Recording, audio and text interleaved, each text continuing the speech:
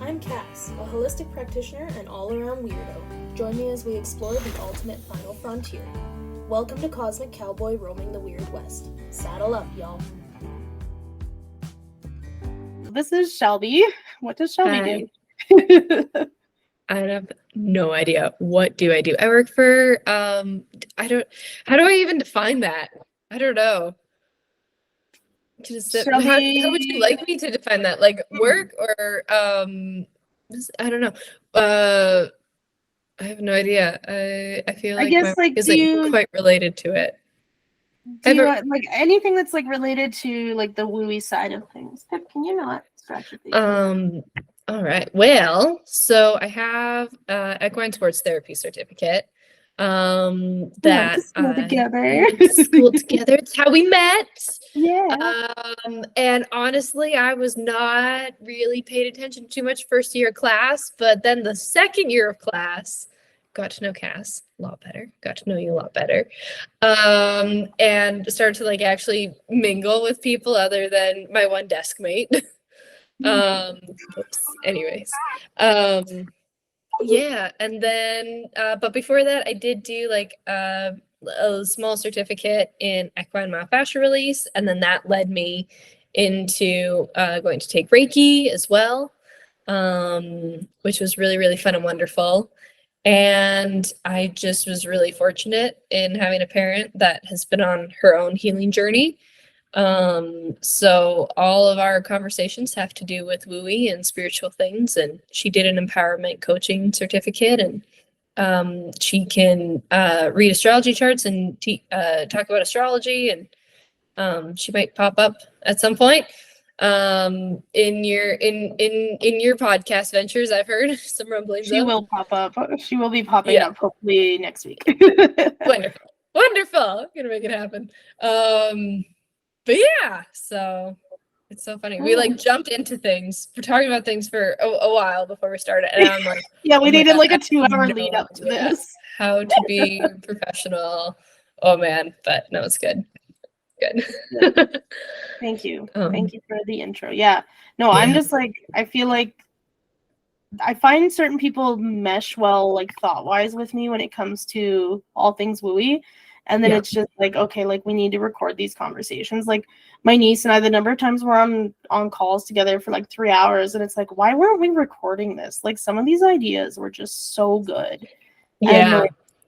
And, so you said you had a little bit of a vision for this episode? Or? Oh, it was mostly just like, you'll have to start off with, so we started some things, just doing that like little intro thing, and then we'll just go wherever we go. We'll just launch. Okay, gotcha.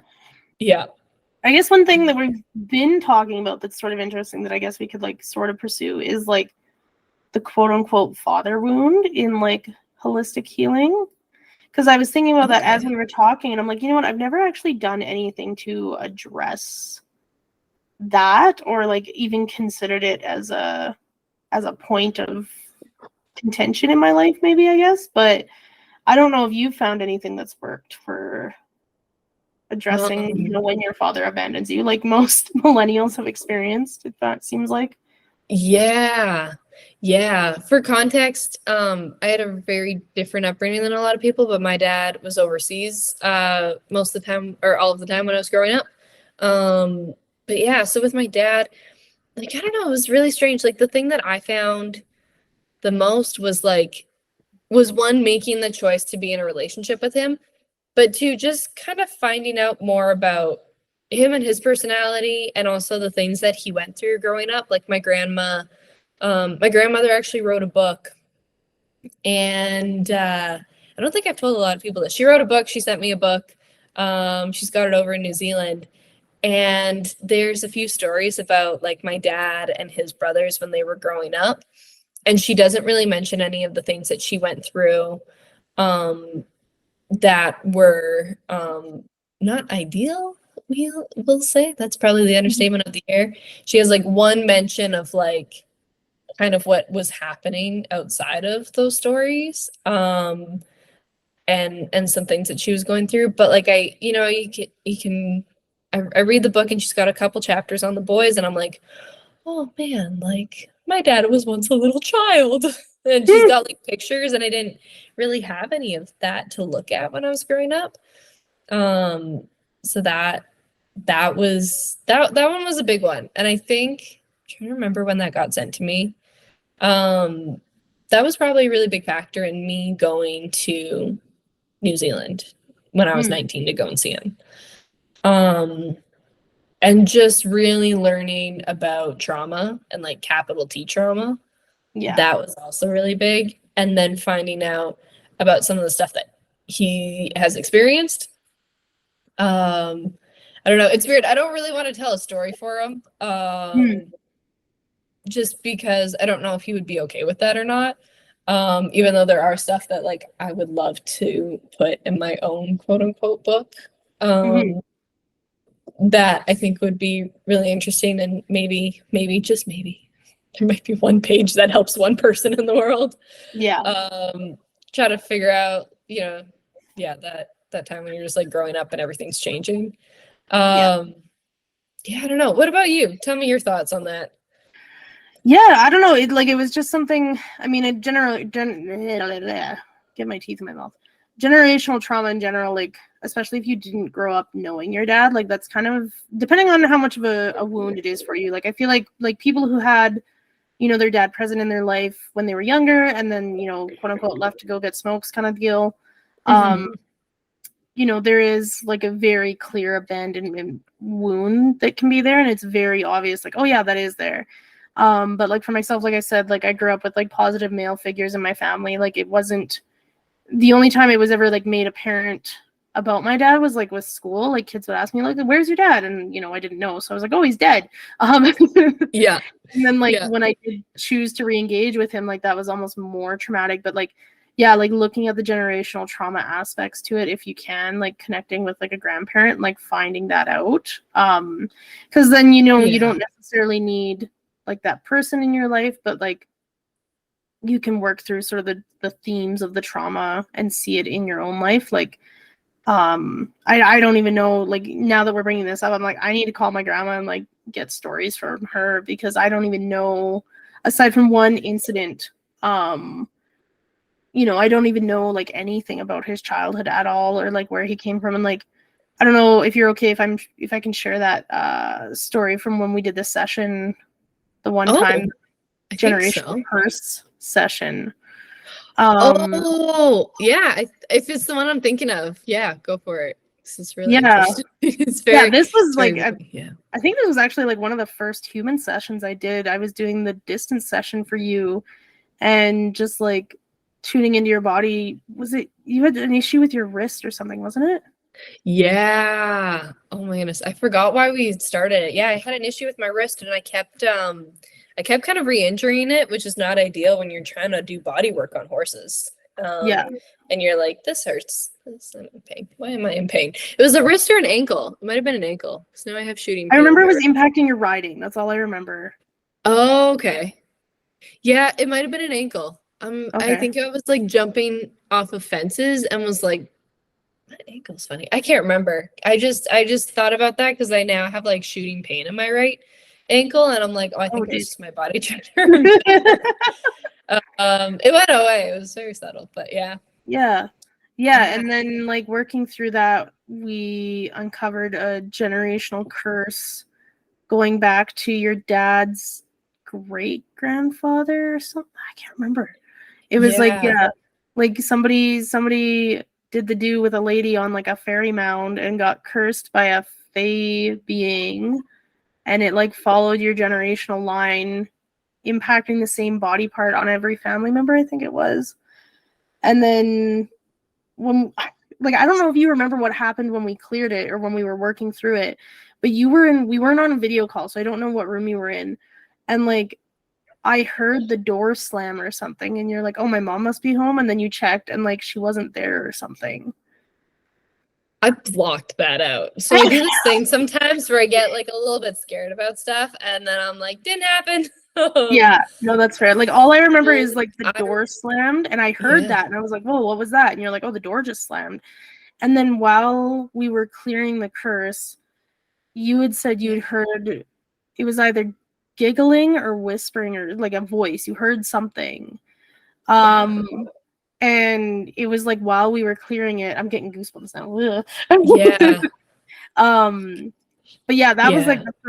the first like real wooey session I'd ever done where I was like, whoa, like, because I remember when it Yeah. came up and it's like, oh, it's a fake curse that's causing the issue. And I'm like, are you kidding me right now? Like, but like with all those things, like I usually just like, you know, whatever comes up, I just go with it regardless how I feel. And I don't know if that's the same for you with like horses, but yeah, Yeah. like Yeah. whatever's Same. coming up, it's like, okay, like we're going with this narrative because like either your body's understanding it that way or like something. So just like Yeah. went along with it, but to like hear stuff in the background going on and like how spooked you got, and I was like, oh, okay, Yeah. like You can tell it was something because I'm like, that is like in my subconscious. I remember what room I was in. I remember being in my old office.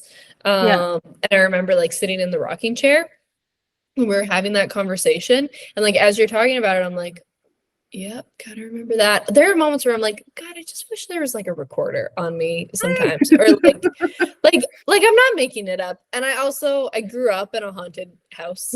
Just like not that it was like quote unquote haunted, but there was a spirit growing up and we yeah, have to send that to the light. So I've always had this understanding of like there's stuff out there. So when you said like a fake curse, I was like, well, I guess there's a reason why I play with fairy cards. And I've had like other spiritual people say like, oh, like she's like a little fairy. She's just so connected to the fairies. That's interesting. And there are moments where I'm wasn't like, your mom building a fairy garden that summer or something too? I Didn't she think get so, really yeah. into that? And Yeah, there are fairy rings all over our driveway as well. yeah, Because our driveway is just grass. So then, you get the darker grass yeah. that grows in. Yeah. Man, I totally blocked that out. But I do remember going through because that was in 2022, right? Yeah, Was it it was like last spring? year. Yeah. Yeah, it was so funny too because I think that was like our first phone conversation too, and you would text me and you're like, "Can I call you and like ask you about this and like do like maybe a mini session?" And I was like, "Oh, I don't know. I guess we do it for horses. Let's do it for each other then." Yeah. I think because I had heard you were doing it for other people, and I was like, well, maybe I could ask Cass. And like I said, I was not. It really took me until second year to like start to mingle a little bit more with people, Yeah, and I just was like super like get in, get out, like yeah. Ain't got show no up time for for the class. socializing. Yeah, yeah, and yeah, no, I remember like, so you would also give me like a ritual to do outside of that. And I was supposed to talk to my grandmother about something, which I did, but I can't remember what I talked to her about regarding that. Because my grandmother on like that, on not on that lineage, but like, so this would have been like on my dad's paternal line is what it kind of Mhm. sounded like it came from. Mhm. And not his grandfather, but my grandmother. Yeah. She's a little bit wooey, so I can talk to her about stuff. Yeah. Um, but yeah, I was just talking about like chaotic stuff, and I remember for months after that, it was that thing where like did this ritual. I remember walking around my driveway with Smudge being like, I'm sorry, like you need to go. I've had very wicked dreams where there have like fairies that have come in right around that time as well. It's 333. That's funny. Oh, Um it is too. Oh my god. yeah, yeah. Um, I'm having all of these things like all of a sudden come back down, and I'm sorry, this is going to be a terrible soundbite for later No, it's all because it's good. so chaotic. But It's I all good. remember, I can't remember if it was that night or if it was a couple months later. I did have a dream in which I had like three fairies kind of come to me, but they were life size. They were almost more like kind of child spirits, but they were Mhm. telling themselves that they're telling me that they kind of had a fairy energy to them. And I think I have it written down in a notebook of, what that was supposed to do.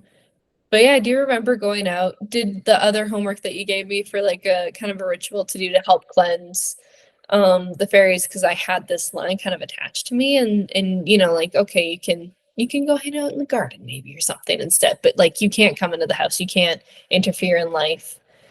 And then I went through there was this theme of like chaos that Mhm. was part of the curse. And there was this line of like everyone's lives is so chaotic following this line. And the next, I keep getting like 4 to 5 months. It keeps wanting to come out of my mouth. And I've almost said it about 4 times. But I'm like, is that though? The next 4 to 5 months were probably the most chaotic of my whole life. It just was like, nothing is working.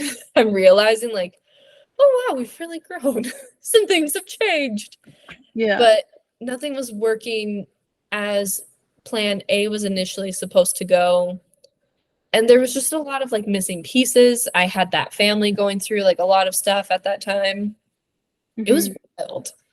It was really, really wild. I remember during the session too, like the chaos aspect came up in it, that like the being that had cursed your family was like chaos was its sense of humor. Like that was hysterically funny that like your dad's family ended up in certain like insane situations that, you know, weren't, you know, nobody could have predicted that they were coming kind of thing. And it was just like this like hysterically funny aspect to this being that like just this insanity was happening. And it's like, well, that's what you get for like messing up my house.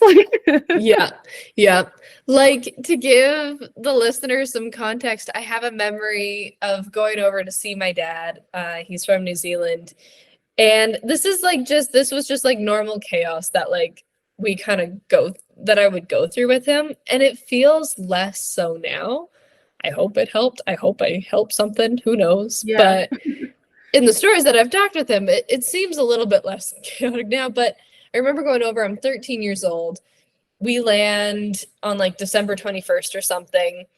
And in order to save some money, he had a buddy help do some digging for him. Buddy hit a water line, so we had reduced water. Then he had to go do something with animals. So he left December 24th. He had to go up north.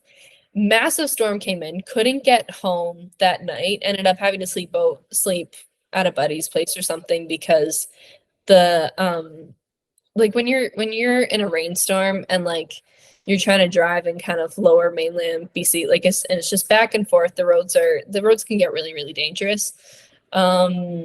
So he didn't get like home. Mountain range there too, isn't it? Like in the area you're in? Yeah, it's like mountains, but like gorgeous. Like it's volcano and like these massive hills, but not quite a mountain. It's a really strange geology. I don't know if that's geography.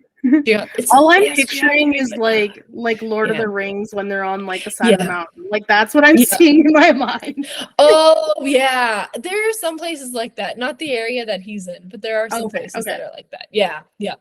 Because I have this vision of a picture I took, and there's just like this like, I don't know, 1/2 kilometer gorge is what it feels like. It probably wasn't that, but it's just this straight down slope, but it's all grass. And because the glaciers were there, so it was probably like tiered up. It's really interesting of how everything comes about. But anyways, and then so a day or two before that, so he had to go up north. Even before that, he was still trying to conserve money.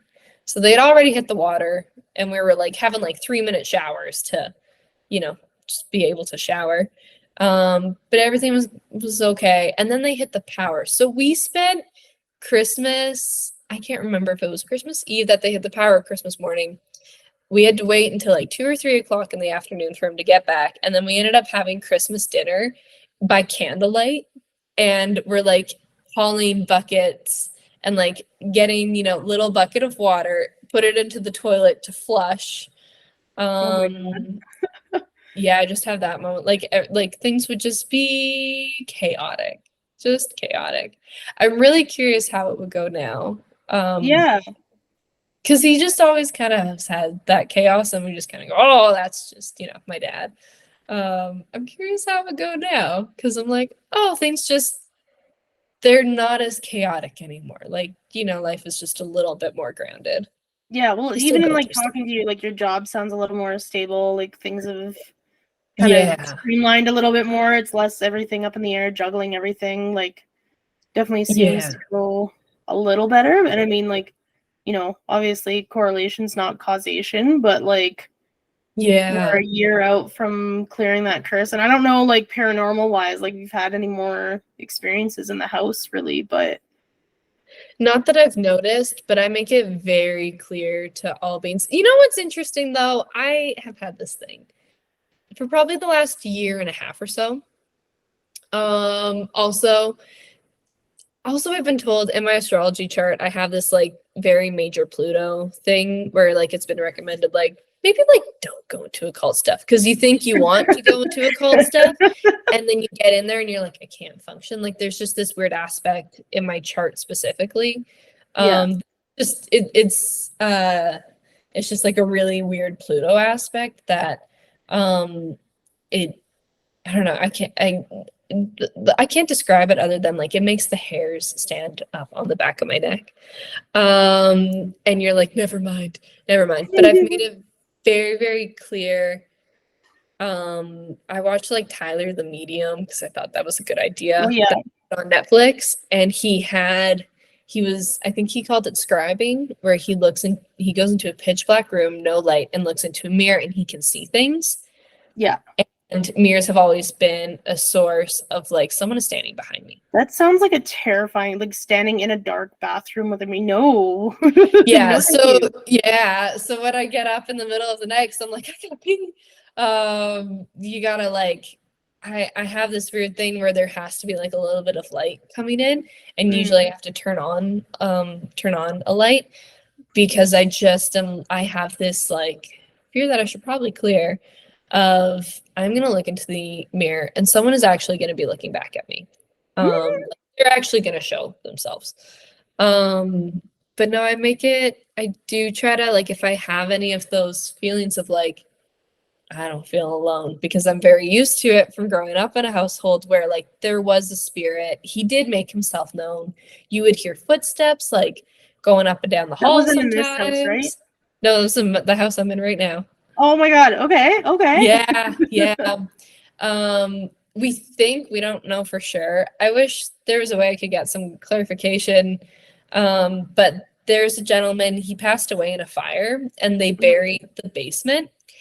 And I think it's just how the shed has settled.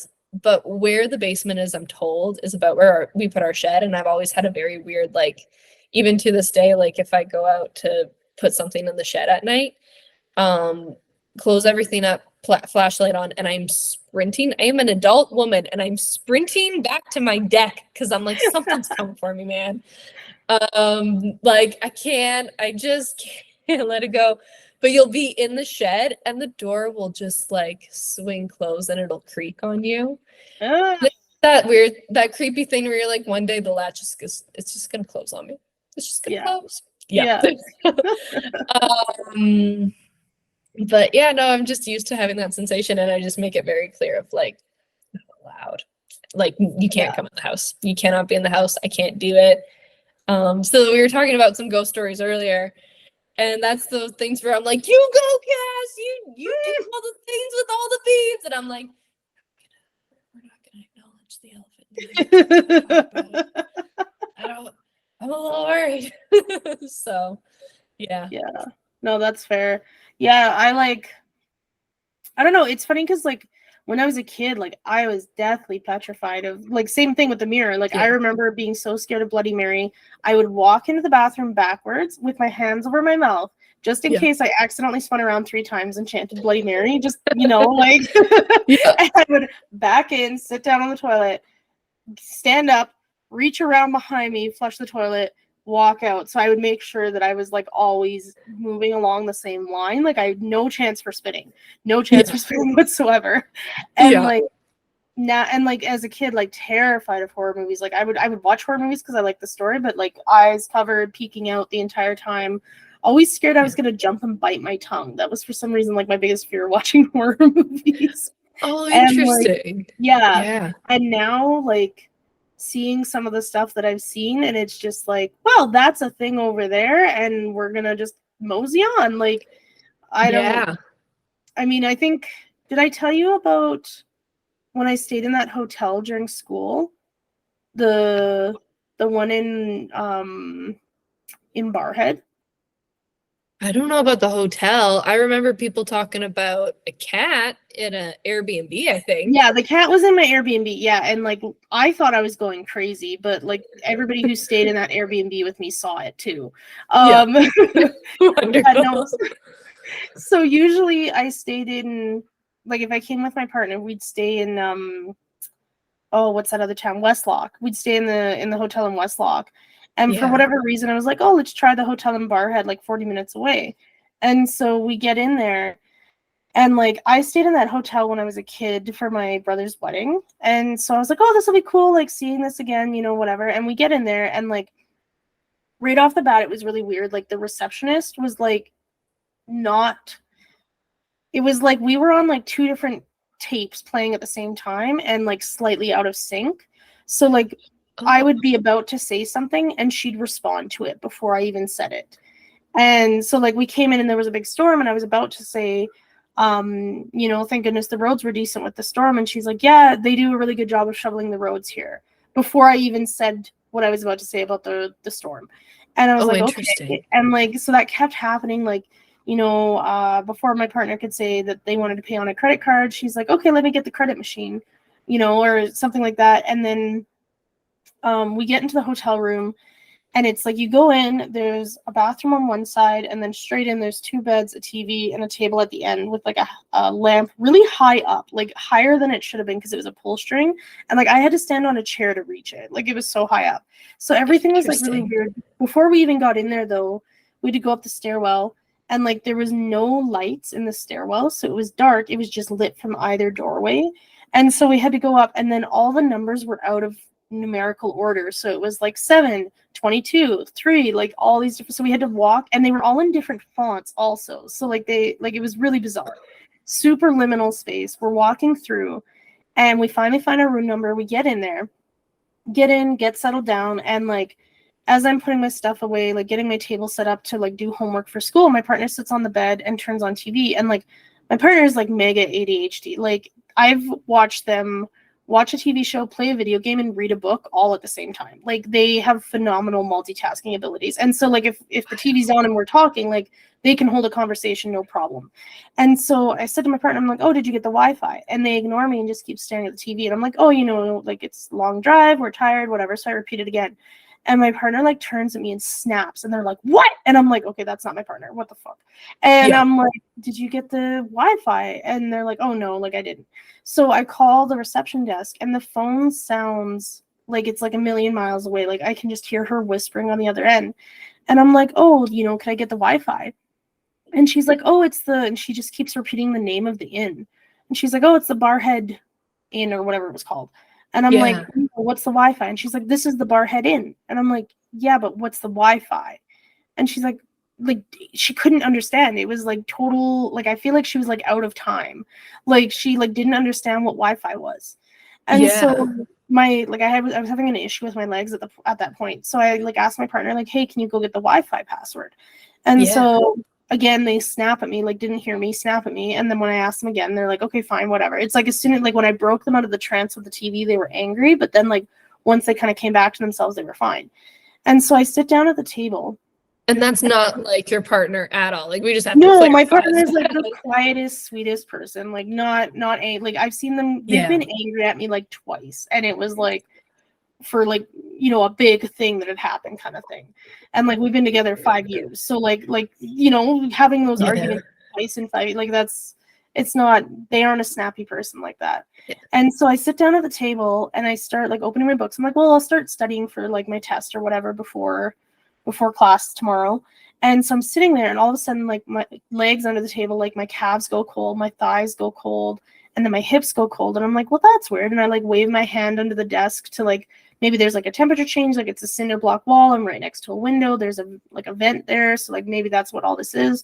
And as soon as I wave my hand under there, it goes back to room temperature. And I'm like, well, that's weird. And so I go back to studying. Same thing happens again. I get cold on my legs, up to my hips, swipe my hand. Same thing, it goes away immediately. And I'm like, well, that's like, what the hell? And so I go back to studying again. Happens again. I'm like, okay, this is really weird. Like, there's got to be a draft or something. So I get up and I start walking in between the beds, like walking along the window, like feeling like, where's the draft coming from? Nothing. Sit back down, cold starts up my legs again. And I'm like, you know what, maybe this is because my legs are like, I have this medical issue with my legs, so maybe it's that, like maybe it's not anything in the room. So I start going back to studying, and all of a sudden out of the corner of my eye I can see like this gray mist like materializing in front of the door, and it like has the shape of like this hulking man. Like it's not, nothing's clear on it, it's just like triangle body shape, head shape, and it just feels like angry. And I'm like not looking at it because like I'm like, I don't want to acknowledge this, whatever, but like I can see it forming, and I'm like, this is terrifying. This is so scary. Like this is like one of the only times I've ever been like genuinely scared. And I call my mom, and all I say is hello, and she's like, oh, is the place haunted? And I'm like, what? And she's like, well, you're calling me, so like the place must be haunted. And I'm like, well, I call you when I get where I'm going anyway to let you know that I'm okay, but like, yes, the place is haunted. And so she's like, oh, you're probably making it up, like blah blah blah. And like as I'm talking to her and like feeling better because I'm talking to someone, I'm still seeing this out of my corner of my eye, and I'm like, okay, like this is bizarre. And then my partner comes back home, and the mist is gone. My partner sits back down on the bed, doesn't even give me the Wi-Fi. And so again, I'm like, hey, did you get the Wi-Fi? Again, a snap of like, what? And I'm like, did you get the Wi-Fi? And so gives me the Wi-Fi. It's not the hotel's name at all. So like she's just telling me the hotel's name repeatedly on the phone. There's nothing in the Wi-Fi of that. So I try and connect to the Wi-Fi. It doesn't connect. And so I'm like, hey, I don't know what to do. Like I need to like study online. Like I can't not have online access before the test tomorrow. And so we're kind of talking about it a little bit. And my partner's like, well, why don't we go down and like talk to the lady down there? Maybe we just need to move rooms. So we go down, and she's like, oh, like this is really unusual. Like the manager of the hotel lives on the second floor. He has no issues with the Wi-Fi. Now she knows what the Wi-Fi is, like not on the phone, but like in person, she seems fine. So she sends us to another room on the ground level. So we go in and start testing the Wi-Fi, and it doesn't work there. And then, so I'm like, okay, well, let's just like go back up. Like I'll figure it out, whatever. And so we're up there again, and same thing. I went to say something to my partner snaps at me, and I finally said, I'm like, what is wrong with you? Like, what's going on? And they're like, what are you talking about? Like, nothing's happening. And I'm like, okay, this is really weird. And so then they left again to go get something from the front desk. I don't remember what it was. And again, same thing, gray mist in front of the door. And like, I'm feeling like this thing is like pissed at me. Like I'm trapped in this room, and I'm starting to like panic. And my partner comes back, and finally I'm like, you know what? I can't stay here. I cannot stay here. And they're like, oh, okay. Like, you know, I don't know if we can like get our money back or whatever. So we like called the hotel in Westlock that we normally stayed at. The lady was super sweet when I explained what was going on. She's like, is the hotel haunted? And I'm like, I think so. And she's like, you know what? We're going to put you up in the room with the jacuzzi for no extra cost. I'm like, that's so sweet. I should tell hotels that other places are haunted more often. And so we go back down, and I'm like, how do we tell this lady we don't want to stay here? And so we started talking about the Wi-Fi, and she's like, well, we can like put you in another room. We can do this. We can do that. And finally my partner just like snapped, and they're like, the room is fucking haunted. And she just kind of stops, and she looks at us, and she's like, just nods her head. And is like, well, we'll have to charge you a $50 cleaning fee, but like, here you go. And I like, she like, I don't know. I feel like most people, if you were to say that to them, like they'd be like what? Like, come on, like you have some sort of reaction. Her, it was just like, oh yeah, like this is not the first time that's happened. No, it's not. And so like, when we got to the next hotel, I started Googling the first hotel, trying to like find any news articles. And yeah, sure as shit, a woman had been not kidnapped, but like brought into the hotel like willingly, but then trapped in the room by two guys for like 3 days. And like, who knows what happened. I don't know if it was that room though. Like they had no listing as to what room number it was. And then turns out on the first floor, the room next to the one that she had sent us to is like the new room, because I'd seen the numbers there. In one of the reviews left on Google, someone had said that there was blood stains all over that room, and that room was directly beneath our room. So like like all this crazy stuff. There's some stuff. There's some stuff. And like I had asked someone from the town about the hotel, and they're like, oh yeah, like that's the bad hotel. Like when stuff goes down, it's at that hotel.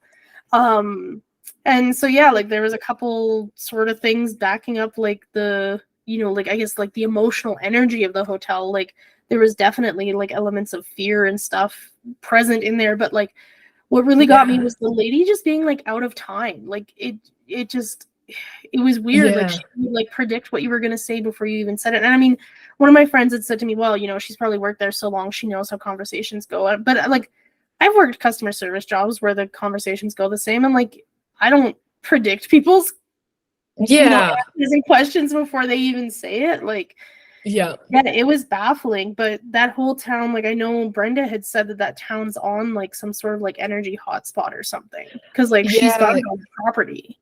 I remember her talking about that, because she's got like she's got something on her property, like you said. She's got a geomagnetic anomaly on the side of the school. Did you ever go out and see it? No, I didn't. I wish. Okay. She took me out with pendulums one time after class, and it was just on the side of the school. And like you stand just with the pendulum, get these huge circles going in certain spots where like you're holding it dead still, and it's just like I wish I could do that.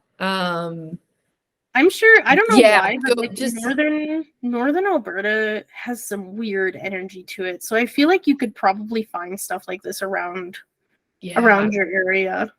Probably. That one shocked me. When we lost the cat and we had you help us very graciously, thank you. I'm so glad he's back. Poor little guy. So glad too. I think he's outside right now. I think he's actually enjoying the weather. Before it gets really cold here, but man, I love that cat.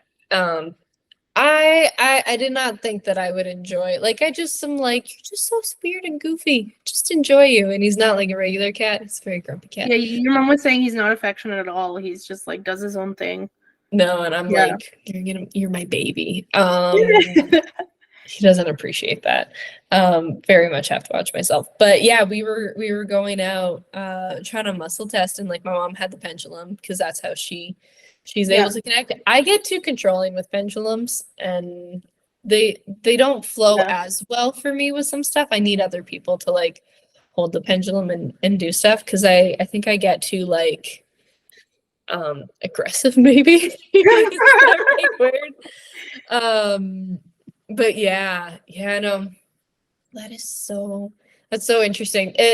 We could go in a few different directions. We could talk about pendulums, or we could talk about more ghost stories. But well, I'm interested when you say like aggressive with the pendulum. Like for me, what it is I'm always worried that I'm shaking it or something, and so I'm like very like hanging on to my wrist, being like, "Don't you move on me! Like this is gonna be scientific." Like What I'm more like, what's the answer? I'm a little bit more like I need this answer. So then sometimes like it's just not as strong. It's not quite as strong. Whereas like I believe like we've had you on the phone with pendulum in hand, and you've been muscle testing on the phone, and she's been like asking questions with the pendulum, driving in the car, and it would like, start spinning, and then it would like stop. That's neat. I didn't even know that she had the pendulum going when we were doing that. That's cool. Yeah, I'm trying to remember. We might have not been on the phone with you, but we might have like been about to call you and had kind of like ended up in an area and then called you, and you're like, yeah, if you just go like right over here. He's like, just hanging out. In which he did not come out because he's a turkey.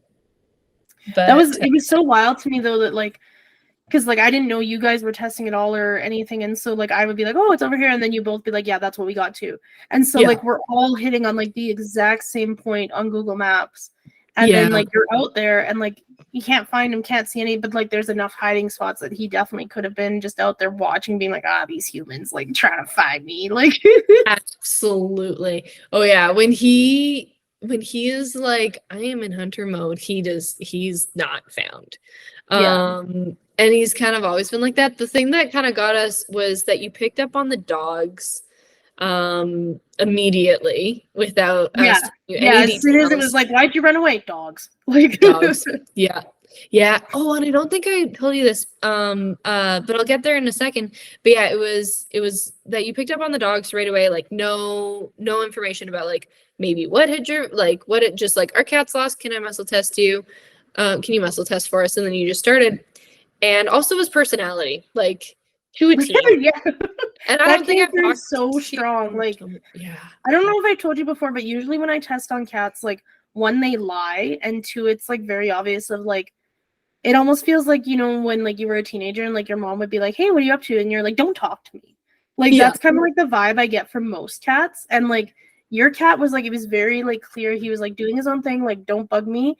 But also like there was an element of like amusement kind of feeling coming from it of like, you know, oh, I'll tell you, but like, good luck. Like, Yeah. Yeah. Yeah, he's got an ego, the little guy. yeah. Yeah. Yeah. Yeah. Like, I'll let you pet my back, but just my back. Oh, you're gonna like try to pet? No, you're not petting my stomach. Absolutely not. Like he's got these weird boundaries. And it's so weird to like I think if myself would be talking about a cat like this 5 years ago or more, Yeah. there's just something about him where I'm like, no, I'm just like he's got a personality, people. And Yeah. apparently he's friends with everyone on the block. And I'm like, when does this happen? Because he's in our house, in our beds, 16 hours of the day, if not more, and then he goes out at night in the dark. Like, Yeah. I don't understand when this happens, but yeah, everyone was a big fan of him on the block. So there were a lot of people we had to let know he was home. Yeah. But yeah, no, you picked up on the dogs and you picked up on my neighbor's dogs, which we were like, that's weird. Like, couldn't place it, didn't understand it. The night he came home, for one thing, you were like in the middle of muscle testing. I remember you going almost home. Yeah. And you were like, he's gonna come home, but it's gonna be really, really, really late. And I was up. And like when I was muscle testing, I'd maybe get like the longitude, but not like the latitude. Like I'd get as far north as he was, but I would try to like place him a little bit closer to the house, like westwise or something. I did that quite a few times. And so I have a feeling he was over at one neighbor's a little bit away, but I made it until 1 o'clock in the morning. I went for a walk outside and was like, it's so rainy, it's so stormy. Like, it's just come on, bud, like come on home. And I have a feeling he was actually a little bit more east than right in our back bushes. But I remember you saying like, yeah, he's gonna come home, it's gonna be really late. And so I went back home. I'm laying in bed. It's like, getting close. I think I made it to 2 o'clock in the morning or something of just like trying to stay awake and trying to check for him just to see, because sometimes he'll show up like he does every single night right now, where he'll like just be like sitting right outside the doorstep and it's like, hey, I'm ready to come in. And it's like he's just hanging right on our deck. And we let him in. But I'm looking at the video footage and you're like, your neighbor's dogs. 3 days before he headed out, we have a camera in our driveway, and sure enough, I'm like, why would our neighbor's dogs be an issue? Like, they're over there. He's not really going over to the arena anymore at the neighbor's. Neighbor's dog was in our driveway, in our space, and I'm like, huh. I don't know. I don't think I'd told you about that. No. Yeah, no. Fred had come for a venture and would have been like probably right on top of Oliver, and he doesn't do dogs at all. And then you had picked up about the dogs, and we had found out he had gotten chased out of the driveway by my uncles the morning that he disappeared. Yeah. Yeah. And I actually have him on the camera. It's really funny. I have him on the camera 15 minutes after we went to bed on the Sunday night that he disappeared. So the neighbors saw him at like 6:30, like 6 o'clock at one neighbor, 6:30 at the others. And then I have him on the camera at like 11:15. And I'm like, I was literally just up. And then he disappeared for like 5 days. Oh my goodness. Yeah. Wow. Yeah. It was kind of weird and strange, but yeah. Also got some coyotes on the cameras as well. Coyotes in the yard, but yeah. Well, and your mom was talking to me like as well. I didn't even realize that. I guess he'd gone missing last Venus retrograde also. Yeah. Yeah, and was a Venus retrograde in Leo also, wasn't it? I think he had gone missing. I think it was the new moon in Leo. He had gone Oh yeah, missing yeah, new moon yeah. in It was Leo. something about Yeah. Leo. Yeah. Yeah, yeah. And what's really funny is we call him the little lion.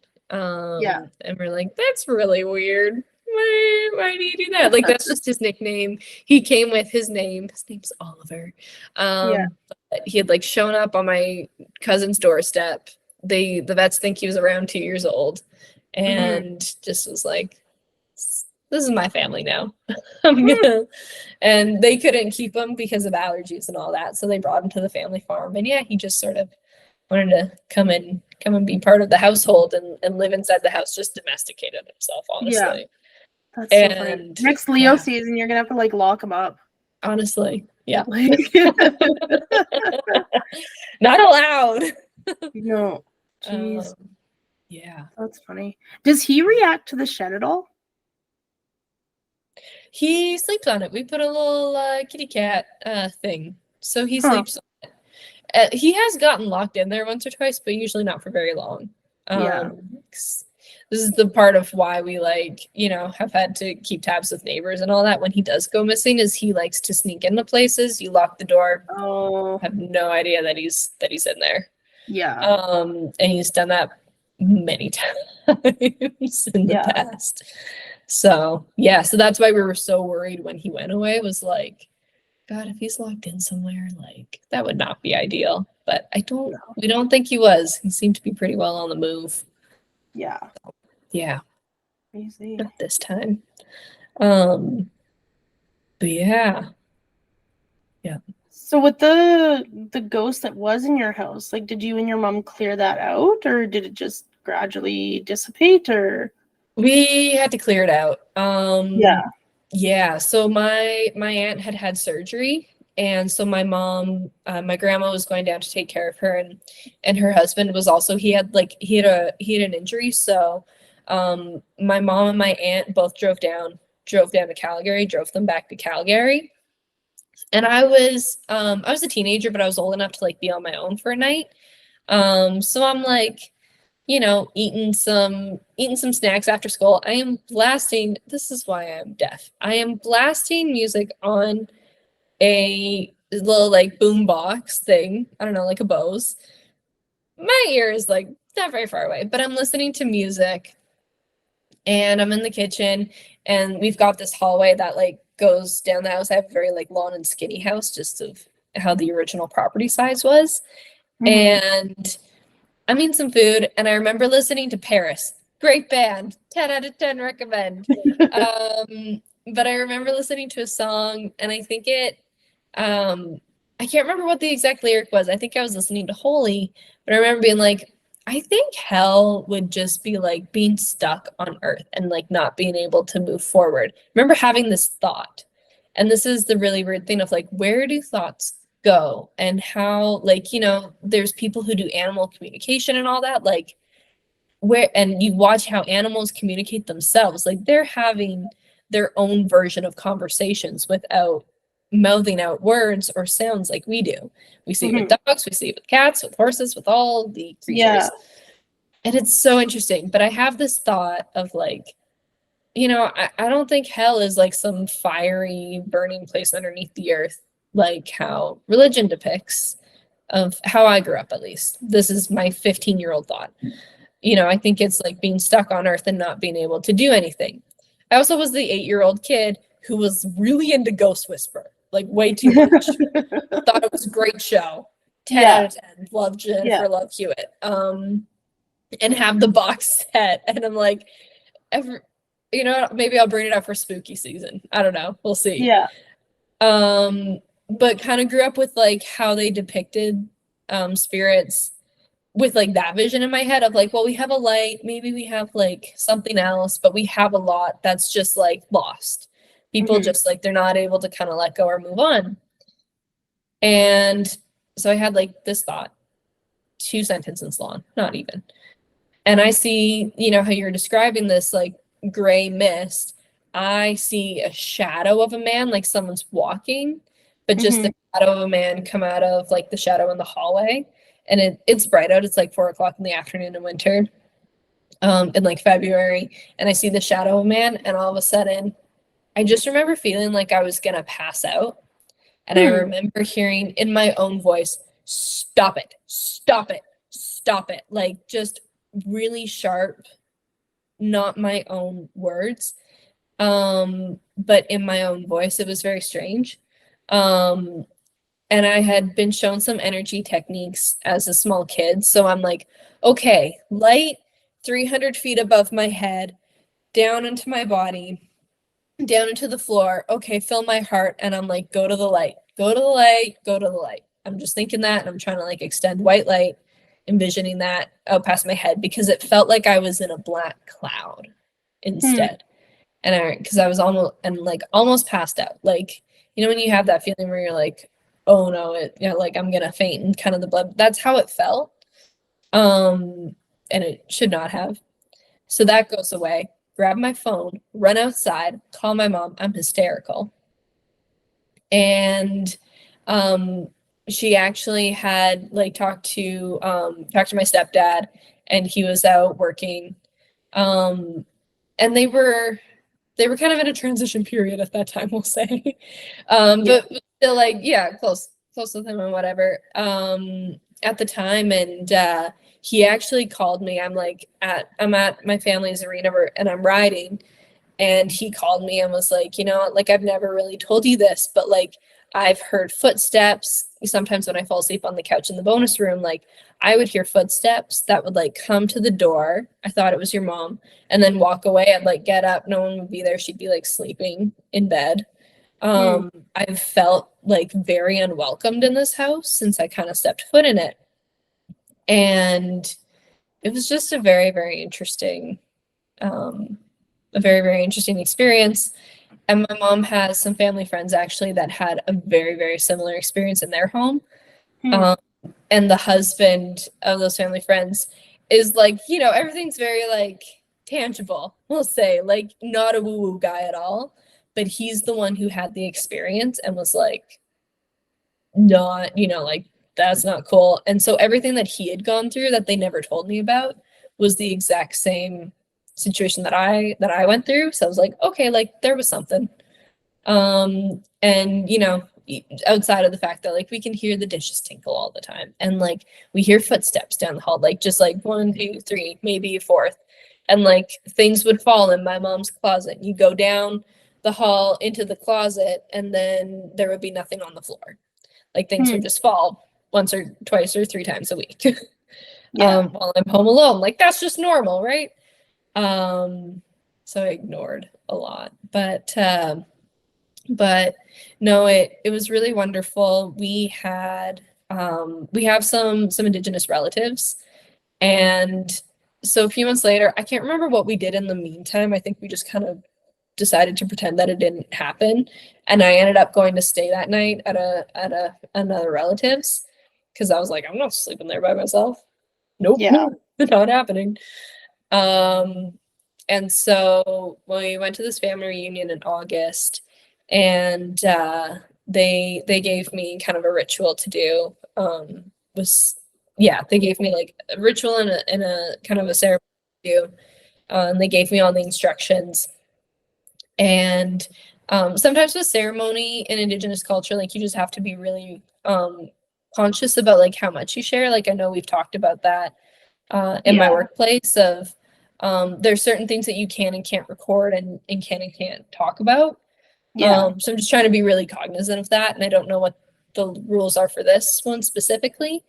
So I probably won't go into that too much, but they had really helped me with that. And then I went out to the field afterwards to like help clear the energy, and I had taken my horse out there. And I had an animal communicator a few years later. She brought up that situation and was like, your horse, like that was really dark energy. She didn't really like that.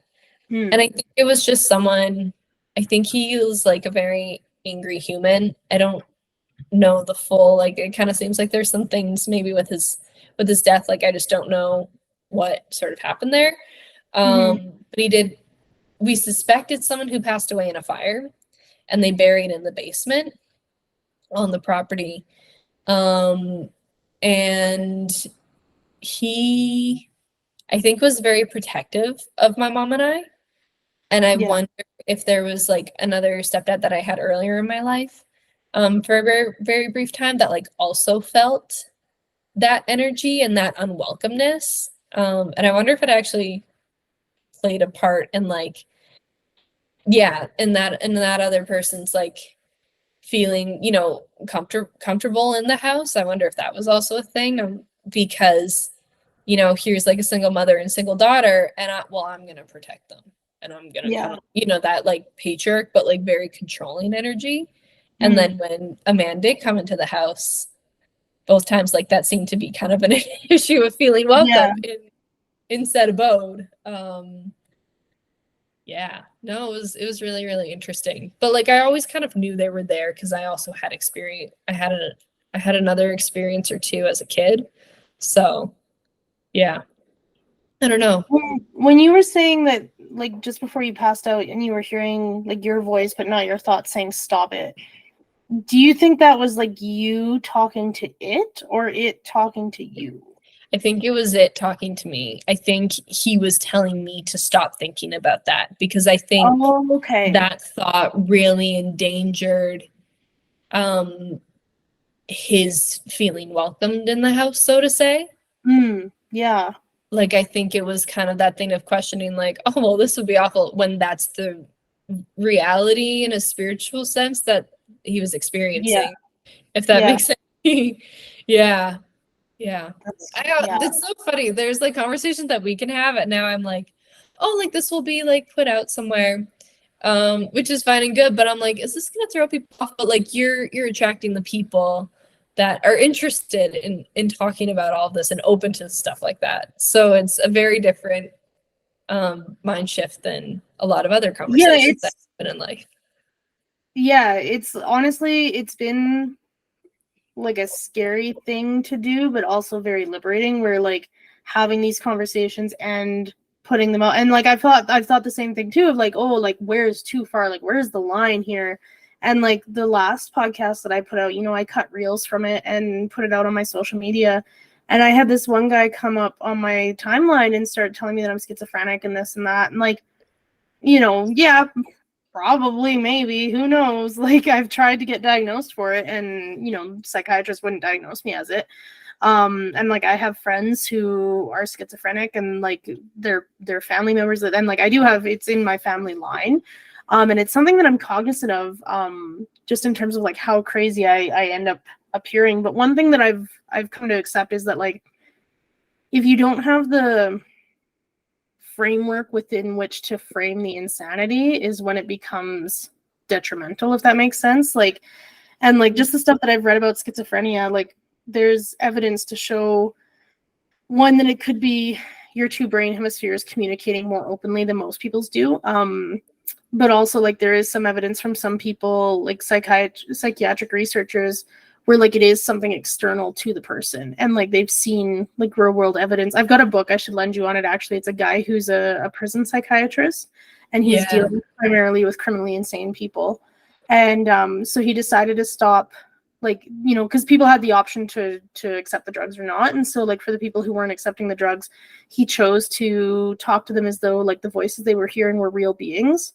And at one point, like a garbage can like flew across the room at him and stuff, and like it, like very much like spirit possession type vibes, like and so it was really interesting, like seeing that like real world evidence from someone who's working day in day out with people like that. But I mean, like you look at like, and this is something I mentioned in my last episode, like you look at like the shamans and medicine people of traditional societies, like they're like they are schizophrenic like that, because they're towing those two realities, and it's really just the cultural conception and the framework that they have to process what they're experiencing.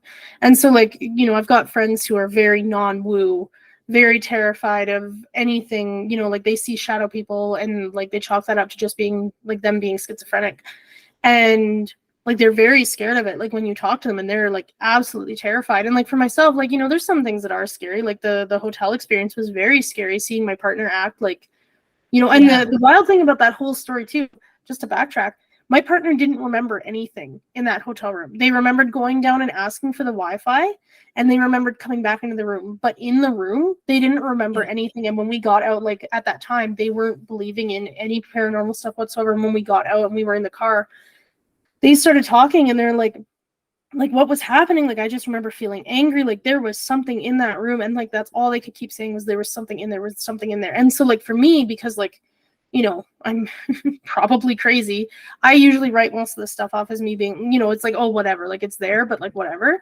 But for someone who's like not involved in this stuff at all to be like, oh no, there was something there, it's like, oh, okay, like, you know, my craziness is there to some level, but like obviously there's a, it's almost like a metric scale of like where I can see it versus where other people can see it, and like when it starts hitting where other people are seeing it too, and I'm just like, okay, like same with like the cat and the Airbnb, like three different people stayed in that Airbnb with me. All of them saw the cat and asked me like, oh, do they have a cat? And I'm like, no, that's just the ghost cat that sometimes hangs out in front of the bathroom, and then you get out of the shower and you see a little black cat run along. And like those people had never had pets ever. But everybody I stayed with saw the cat. So like obviously it's there. There's something there. Yeah. It oh, bless you. Yeah, it makes me think of man, you're talking about you're talking about, you know, the man and like not experiencing that and all that, and it makes me think of I have a family friend, and we have not yet, like I saw her last year, I think, but we didn't have a chance to catch up about that, and I would love to again, of like, please tell me what you saw. But we have a family friend who, when she was younger, she could see spirits. I'm not sure if she can or not anymore. Like we just, you know, when you live far away and you don't see people for a long time, we just haven't checked in with it. But, you know, it took a really long time for her parents to like, to understand that. And it took actually her mom's grandfather or something like coming in and talking with her. And she had to sit down with her mom and share these things that were coming from him. But it makes me think, I remember her telling me a story. We were like, man, like in between the ages, I remember she came over, I may be 11 or 12. Sorry, this is very succinct, but I'm kind of meeting her for the first time. Our parents grew up together, and I'm in my bedroom, and you know, my mom brought everyone over because they were gonna pick me up and we were gonna go back over to my aunt's place. And I'm like talking to her, and I'm like, hey, how's it going? Like, nice to meet you. And we're just kind of chatting about stuff. And I'm standing at this one part of my room, kind of at the end of my bed, and I constantly was like, there's a vampire in my closet, so we're just gonna close the doors. Like, you know, sometimes when you're a child and you just kind of, you chalk all these feelings of like, there's someone at the end of my bed. We're just gonna close the door and that will make it better. And I'm standing at that area of the room, which I often felt like I was being watched from. And I'm like mid-sentence with Maddie, and she just kind of looks at, she just like we're standing, and she just turns around and walks out of the room. Like, just like not dealing with it. I don't know that she has this, I don't know what to call it, power, maybe. That's the one that's coming to mind. I don't know if that's how she would call it, this gift. I have no idea that she has that. Later on in the evening, we were like at my aunt's house, and she was telling me about, you know, like, oh yeah, I can see stuff sometimes, blah, blah, blah, blah. Couple years later, I don't connect the dots at all. Couple years later, she goes, oh yeah, well, you remember like when we first met, like that's why I walked out of the room. I'm like, what? She's like, oh yeah, like there's a guy standing behind you. I'm like, excuse me? Like she just, she always just kind of took an approach with it, especially when she was younger. And I don't know how she deals with it now, or if like it's kind of gone away with time or whatnot. But yeah, she just kind of, she took an approach a lot when she was younger of like not dealing with it. But I do remember her also she told me about a lot of things. I do feel like I remember her telling me about some possession stuff that would go on, which was also wild. Yeah, that's like, I mean, I guess there's a fine line really between like channeling and possession. I pretty much the same thing. Circle back though about what you said about her just like just not acknowledging it. I feel like that's a lot of people in society, because like when you get to talking, you know, if you ask someone like, oh, have you ever had a ghost experience, and they're like, no, like no, never. But then like you get talking and they're like, oh, well, there was this one time, you know, I saw da da da da, and it's like a full on, you know, shadow person or something, and it's just like they put up this like brain firewall of like, no, we're not processing that today. But then when you like kind of break it down and get into it, and it's like, oh, okay, like once people kind of feel they have that safe space to share, and then like I don't know a single person who doesn't come up with something, you know. And even friends who are like super super skeptical and like even judgmental in some cases towards me about this stuff, but you get them going on it and like they have something. And it's just, I think a lot of people like, because like again, because we don't have like the societal framework for it, and like so many people are judged for it, like they don't want to talk about it. But like I think most people have probably had some sort of experience or another at some point in their lives. And I mean, as kids, you're more open to it. So you know, you're more acknowledging of it. Like, you know, especially like the, you know, keep the closet door shut because like there's something in there. Or mirrors. Like most kids I know don't want to be in a dark room with a mirror. And that's a lot of people talk about mirrors being portals or gateways or something. Like there's a lot of stuff in like occult mysticism that like you can use a portal or use a mirror as a portal to bring things in. And it's like this innate knowledge that most of us seem to have that like we just don't talk about. Yeah. Oh man, yeah. It's so interesting. Like, even as a kid, you know, didn't talk to my mom about things that I had seen at all. And when I was a teenager, I think shortly after I had this might have been actually after we had like dispelled the spirit from our home. I was talking about stuff with her.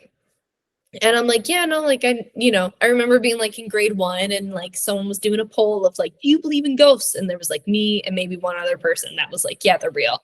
And everyone else was like, oh, like, you know, like you're, you know, I don't even know what the right word would be. Like, you know, you're a pansy if you believe in a ghost. I don't even think that's the right word. I don't know. It was something like really like, you know, it was just very much told to me of like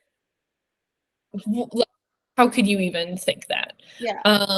And I have a memory, and actually, you know, over a decade later had like narrowed it down with my mom of like, no, like they're there. Like I have this memory. I don't think you remember this situation, but I remember we had gone to some sort of an event at like some sort of cowboy event, like maybe a roping or a party. And I'm like maybe about 2 years old. And I remember pulling up to this barn. And I remember looking at it and like, okay, and we go up into the loft. And I remember looking at my mom and I tug on her or something. And I'm like, Mom, there are people in here. And all around me, I can see the gray, wispy figures, kind of how you described. Yeah. And there had to be like at least half a dozen. But I remember one very much like, one or two that were like kind of more in my space, especially one. And one actually came up behind me and like tasered me, like how 12-year-old boys used to do. In school. One of them like kind of tasered me and kind of like made me jump. And I'm like, you know, like Mom, like not okay, like having a meltdown. And she was probably like, yeah, there's people in here. Like it's a party. Like, yeah, there's people all around here, like, you know, not getting it.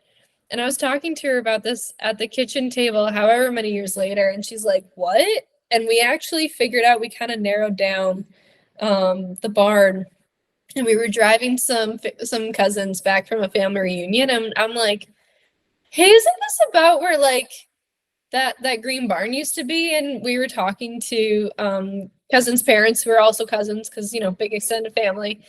And they're like, oh yeah, no, that barn, like they actually painted it. It's just down over on that road over there. And it kind of sounded like there might have like I've never looked up what there could be, but yeah, like I don't think I was the only one who kind of had seen some things at points, but it was never, it's not really like talked about. I would love to find out more information about it, but I was just thinking it'd be kind of cool to check in with the like the town hall out there as a library and see what historical records you can find. Like I was thinking in terms of like the one in your house, like seeing what was there and Yeah. if you can kind of connect to, you know, who it was. Not, you know, obviously you might not want to because it's your house, so like you might not want to like bring any more in, but like just I'd kind be of finding out stuff curious. about that. And like, you know, northern Alberta in general, I mean, like the Wetico or Wendigo spirit is a very common story up north. I don't think so much in your area, it's Interesting. more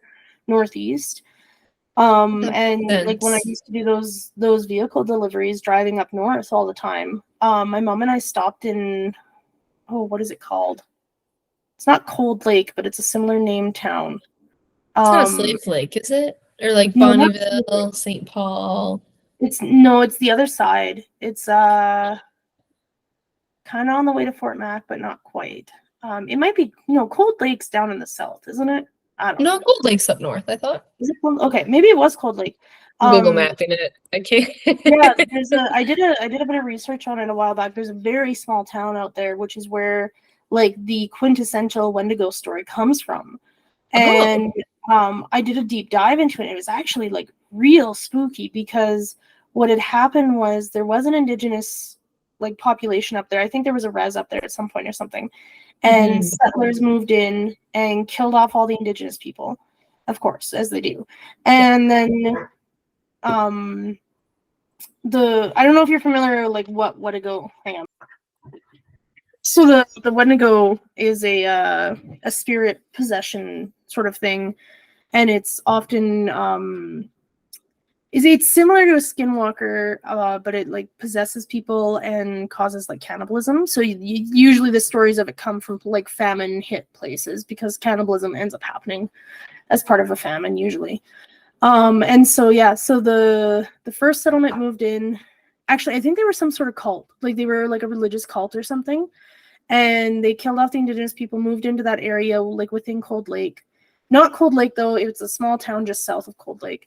Oh, it And wasn't Pauline Lake, was it, or around that area? Or you Cold know Lake what? is I'm like gonna pull right it by up. the border. It's gonna bug me if I don't pull it up. Um, let me see here. Okay. Oh yeah, Cold Lake is definitely up south. Or up north. Jeez, I can talk. Yeah, so there's like the Métis settlement up there, the Elizabeth Métis settlement. Um, the town that I'm thinking of though is, oh my goodness, what one is it? It's real small. That's all I remember is it is a tiny, tiny town.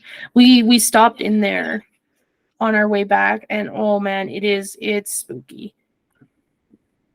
It is spooky, spooky, spooky. I'm gonna have to try and pull it up later. I know I filmed a video on it and I didn't post it anywhere, but I just recorded it. Yeah. When you remember the name in 3 days, send me Yeah, it. I'd love to Google it. yeah, I'm just curious. yeah. Yeah. But yeah, so this cult moves in, kills off the indigenous people, and then another group of settlers moves in and live nearby the cult, but like the cult starts like stealing stuff from them and whatnot. And so they have livestock go missing and everything, and then someone says that they saw like this huge abnormally large wolf, so they create like a hunting party and they go out to go hunt down this wolf. They end up running into the cult and there's a huge kerfluffle, and I think they murdered the entire cult. Most of their hunting party got killed, and then what ends up happening is like one of the guys who comes back from the hunting party, he gets possessed by the Wetico and kills and eats his family like during a plague outbreak kind of thing. But then it comes out later that where the cult had moved into, one of the indigenous people there was also possessed by the Wendigo and like killed and ate a bunch of the indigenous people. And then it came out later that somebody in the cult was possessed by the Wendigo, and that was what was going and killing the livestock. And I think they even murdered a couple of the other settlers people. And then yeah, so this guy, I think he was a doctor. He was the doctor for the settlement, and he killed and ate his wife, and then was killing other people like that were coming to him for treatment, he was killing them and eating them too. So the total number he had eaten was like 10 people or something like that. And then the RCMP, or I guess it was like the Northwest Mounted Police at the time, came and arrested him, and he was like batshit crazy, like could not like hold conversations. Like some of the stuff they had recorded him saying was just like completely out to lunch. And there's one big movie, I can't remember what it's called, but it's set in that area, and it's the same story. Like it's a Northwest Mounted Police guy who's coming up to hunt the guy who's possessed, and the guy who's possessed is trying to kill and eat the guy trying to get him, kind of thing. And it's a terrifying movie. I remember watching it when I was a kid and just being absolutely horrified, like just so scared. And so like Wendigo is like pretty common, from what I understand, pretty common in most Indigenous groups, like the idea of like spirit possession after like great acts of evil. Like it's very similar to skinwalkers in that sense. But like that area specifically is like known for this. And so my mom and I were up in Cold Lake, and I mean, obviously like it's far northern Alberta, like the drug problem is pretty rampant up there. And we were up there at like 7 a.m. Like we were there really early, and we were sitting in a Timmy's, and I saw like there was obviously a drug deal going on in this Timmy's. Like I saw the one guy sitting, he passed something off to the other guy. The other guy goes into the bathroom. He comes out, smells like burning plastic. So like somebody's doing something in there that they shouldn't be.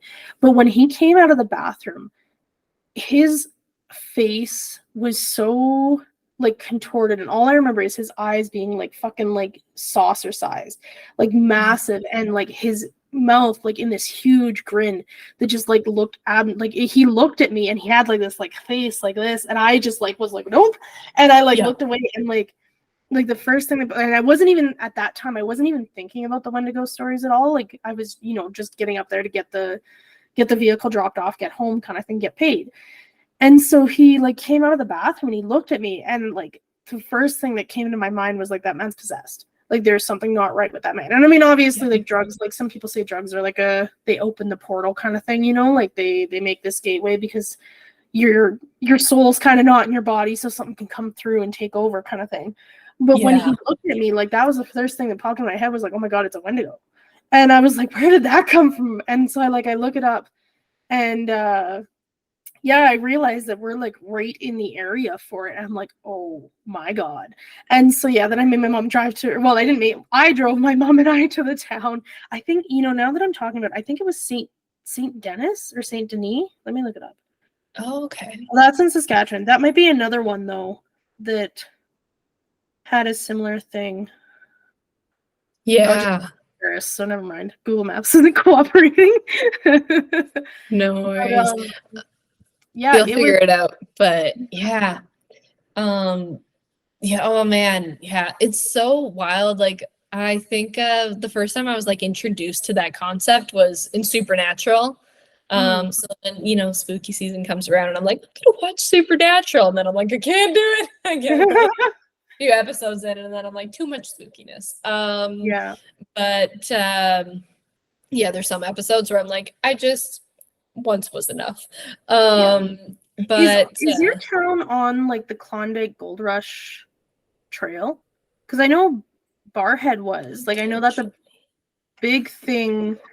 That's a big thing in Barhead because it was like one of the main stopping points before headed up to the Yukon and the Northwest Territories. You know what?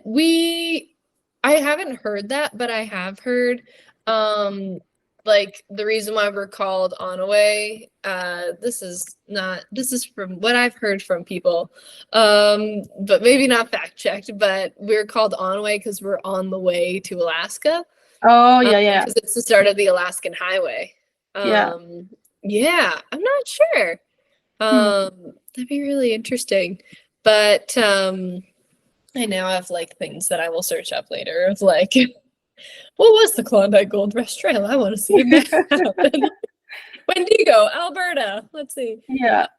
But hearing about it then, and also it was discussed a lot in we read a book in an English class for university called The Roundhouse, which is really good. And the person who wrote it, she was in law school at the time, actually. And so it's like, it's a really interesting, like, honestly kind of a social justice novel about Indigenous culture.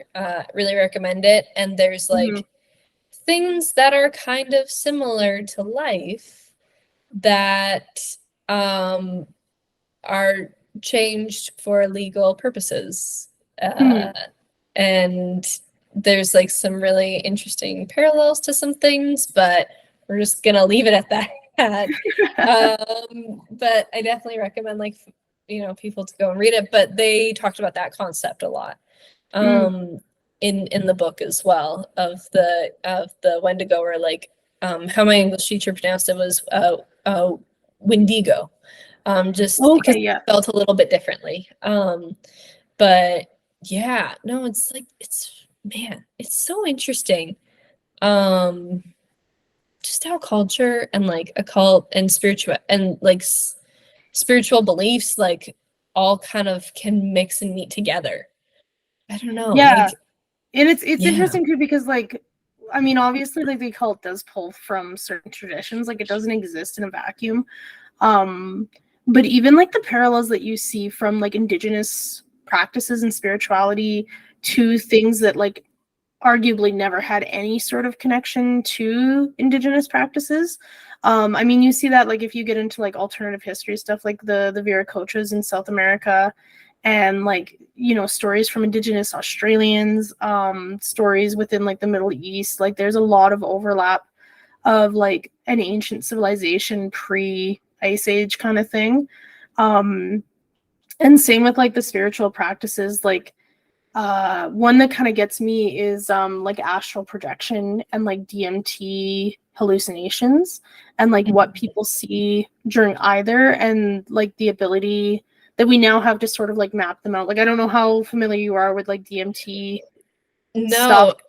It's really funny because I had this thought pop into my head of like, can you explain that a little bit more for like both myself and people who like aren't as familiar with it? So DMT is like an endogenous chemical, like it exists in your brain already, and I don't know how they distill it. Like it's in ayahuasca as well, I believe, but they've distilled it now to like a smokable substance. It's like bright orange, and it's usually like about a 15-minute high, where you are like, if you had taken enough of it, you're literally like blasted out of your reality into another reality. And so you'll like talk to other beings. Like there's so many different stories of different things that people have seen. The only one I know, like I've never done it personally because honestly I'm terrified and don't have a source for it. But like my nephew's done it, and he spent his entire trip as a plant in an alien household. So it was like these like three-eyed, multicolored beings, like very psychedelic, like the stereotypical psychedelic like visuals. And he just remembers like being so happy when like they would talk to him or water him, or like how excited he would feel when like the sun would hit him and like his leaves would unfurl and stuff. And it was like he had this full lifetime as a houseplant just for 15 minutes. Like that was his whole life, was just being a houseplant. And it's really interesting actually, because one thing that I know, I can't remember who's studying it. Like I know they're doing extended release DMT. So like the high only lasts for 15 minutes, but they're doing like an IV drip where you can now have it lasting for like 10 minutes, like hours. Like I think 10 hours is like the max or something that they've done so far, which I don't know if I could do that. That sounds like it would break your brain. Yeah, maybe. What they found is like the beings that people are seeing. So one thing that's really interesting, same with ayahuasca, is like the beings that people see tend to be the same. So like if you ever listen to Terrence McKenna talk, he talks about machine elves. And so that's what like a lot of people end up seeing, is like these like worker things. It almost seems like they're like builders of the reality or something like that. Like, so a lot of people will see the same things, even if they haven't like had contact. Like trip reports show like the same sort of beings. But one thing that I can't remember what institute is researching it. One thing that they found though is that what beings they see and like what kind of worlds they go to change based on the astrological alignments. So like whatever signs are in, visible heaven kind of thing will dictate kind of what they're seeing. And so they can actually trace them to like whatever sort of astrological things are visible, which gets me so excited. Like take me to the centaur world. Let's go. Yeah. Oh man. Yeah, so basically like you're launched out of your body into another reality, and like you're seeing, I can't even imagine, like I can't describe it because I've never done it. Like I've only ever done mushrooms and acid, and like knowing what I've seen on those, like I've experienced altered reality but not a different reality, and like I can't even fathom like a totally different reality. I don't remember where we were going with this, but No worries. We're hitting the point that happens in all our conversations where I'm like, I think my brain is starting to break. Yeah, we're just melting, like, melting brains right now. Yeah, where we'll be talking about something, and because you're a wealth of knowledge, and I'm like, where do you find all these things? It's so wild and interesting. Honestly, and just podcasts, because I work jobs where I listen to podcasts all day, every day. Like I end up in some weird corners of the world. Going back to Wendigo though, or what? So yeah, you can actually, like, they're called Wendigo, Wetigo, or Wendigo, I've heard. I'm just trying to find this book because I heard a guy on a podcast. He's an Indigenous author, and he's become, I think he's become a medicine man, and he like works with like his idea is that like evil in the world is the product of Wendigo, and so like it's like people who are possessed by Wendigo creating more and more evil, and like so that like that spirit has to be like moved out. So he's got his name's Paul Levy. So he's got a book called Dispelling Wetico, Breaking the Curse of Evil, and then another one that's called Wetico, Healing the Mind Virus. And so it's basically this idea that it's like something that is passed through thought. So obviously like the internet is like the perfect gateway for this spirit to be passed on to others. And yeah, I haven't read his books, I've just heard him on a podcast, but like the way that he addresses it and like the outcomes that he's achieved through like treating this as like a spirit possession is just fascinating. And like for myself, like in some of the stuff that I've worked with, like you know, one of our fellow classmates, like I did like I didn't do the exorcism on her, but found that she was, I hate calling it an exorcism because that comes with so much like baggage, but I don't know what else you would call it. But she cutting the cord with the spirit. It's a longer way. Cutting the cord with the spirit. Yeah. She was experiencing possession as well, and I think there's like various forms of it, because like when I've like channeled, you know, and I've only channeled a handful of times, it's definitely something coming through me that I'm not even aware of. And like I did automatic writing the other night, not even intentionally. I was just intending to write a poem, but it was like 3 a.m. And I had like this channeled writing happen where like this thing was having a conversation with me, and I remember like asking it things. And then like in my writing, like when it's talking, it's very disjointed. Like it's like something that doesn't know how to handle a pen is writing in response to like my neat writing. And like very cool experience, but kind of terrifying that things can just like come through at any point in time. But definitely, like when I was talking to you earlier about like anger and anxiety, and how like I often felt previously that like, you know, I would kind of almost black out when I would have these like anxiety spells where I would get really angry and then like come back and be like, oh, like what happened? Like, and I wouldn't even remember some of the things I'd done or said.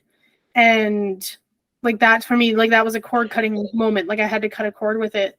But I think a lot of people who experience like temper outbursts or like anxiety, like any of those outbursts where you kind of like lose control, I honestly think like a lot of that is possession of some sort, like coming through, like maybe not like how The Exorcist portrays it, but like something for a brief time, like taking over and like operating through us somehow. But oh my God, yeah. Sorry, someone just came home and I could hear that they were sorry to cut you off. I just had a heart attack for a second. Oh, that's all good. I like hear like someone's coming in, and like I thought they were gonna be home a little bit later. Yeah. And I'm like, is someone home? Or like, oh my God, the hair on the back of my neck. Yeah, is, like, it's happening again. Yeah. Jeez. What? Yeah, sorry. I'm so yeah. Oh, it's yeah, all good. it's all good.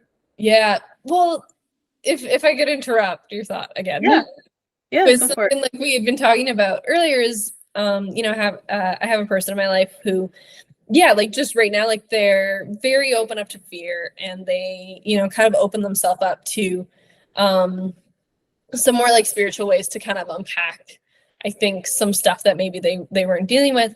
And it is that thing where it's like, man, like, yeah, where like this thing happens where I've heard that before. If you live in a place of like really, really high fear, shame or blame kind of thing, or anger, like if you live in those places, like it just makes you much more open to influence of like other spiritual factors that can kind of like, you know, it is that so there's the pride shame loop that goes on. I feel like there's another one that happens with fear. There's like a fear loop that can happen with your nervous system. And it's like, what if like everything that happens with us, like physically and mentally, is also connected to us emotionally and spiritually? Like things don't just exist in this one corner, like something that's going on with, like, to put it into like a different term, like you know, when I have issues with like my liver, so to say, maybe it's like, I don't know, I ride horses, sometimes things get a little jostled around, you know, fall off and stuff, and not a good time. And so I've had moments where like I'll have a liver, I'll, you know, go to my osteopath, he helps with things, gets them fixed up, but he's like, you experiencing some anger? I'm like, why would you say that? Like, why would you say that? Like, that, you know, it's that thing where it's like, because of this physical symptom or physical thing, you can also go through this other mental and emotional thing. What if that's also connected to your spiritual beliefs that like then are also running the show? Like, everything's all connected. It's like the weirdest spiral in the whole wide world. Yeah, it honestly, I was watching this really wild show the other day on Tubi called Absolute Magic, or Real Magic. I think it was called Real Magic.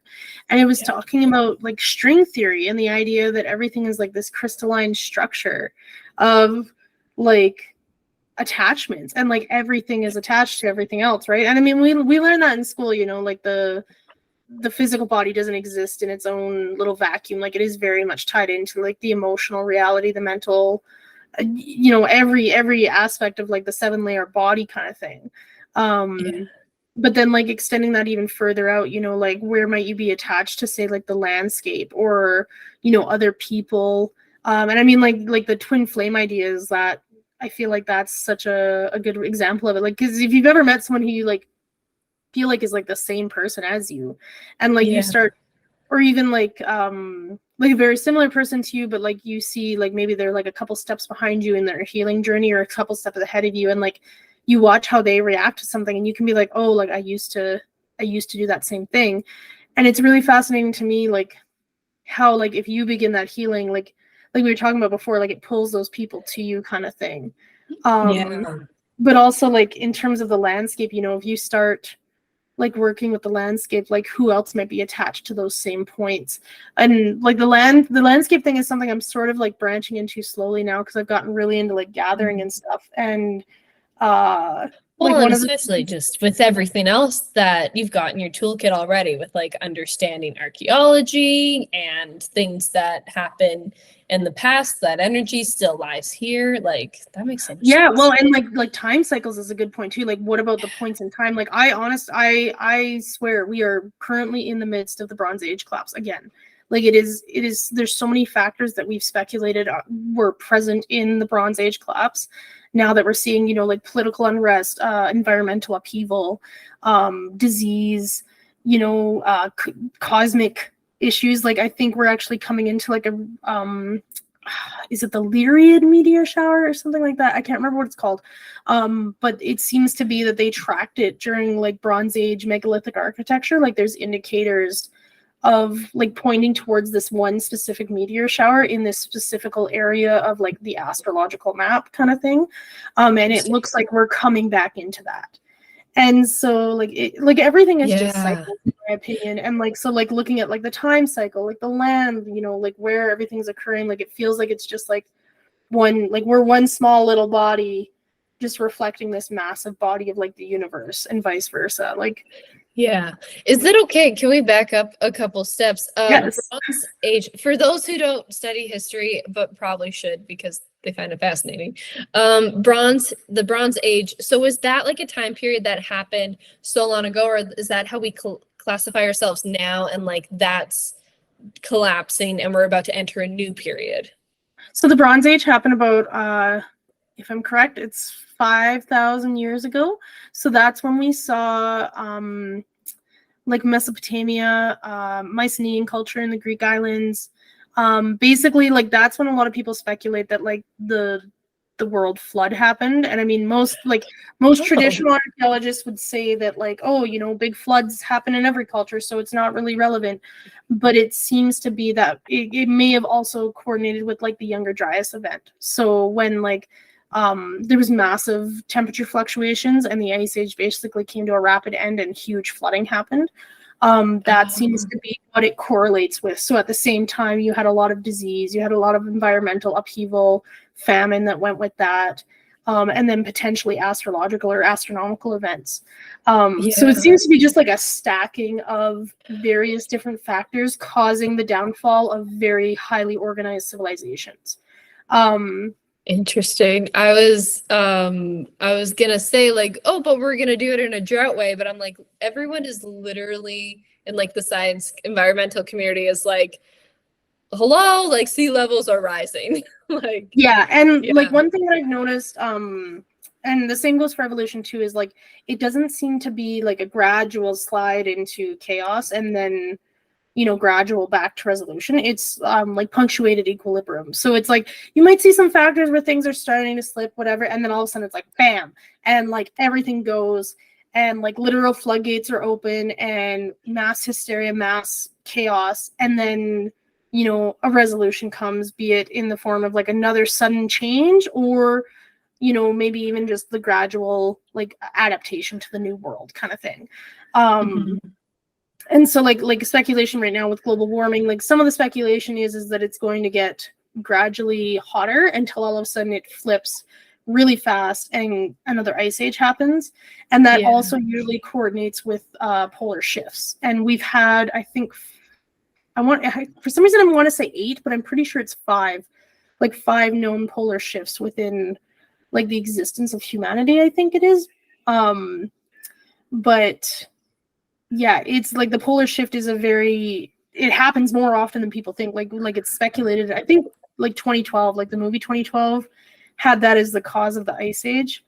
Yeah. But it's happened before and like completely messed up things. And like that's one thing that like there might not be necessarily like physical evidence for it, but like we can sort of see that we had another polar shift or had a polar shift based on the way that astronomically aligned monuments from the Bronze Age were lined up. Like they're usually pointed like on a north-south or east-west line.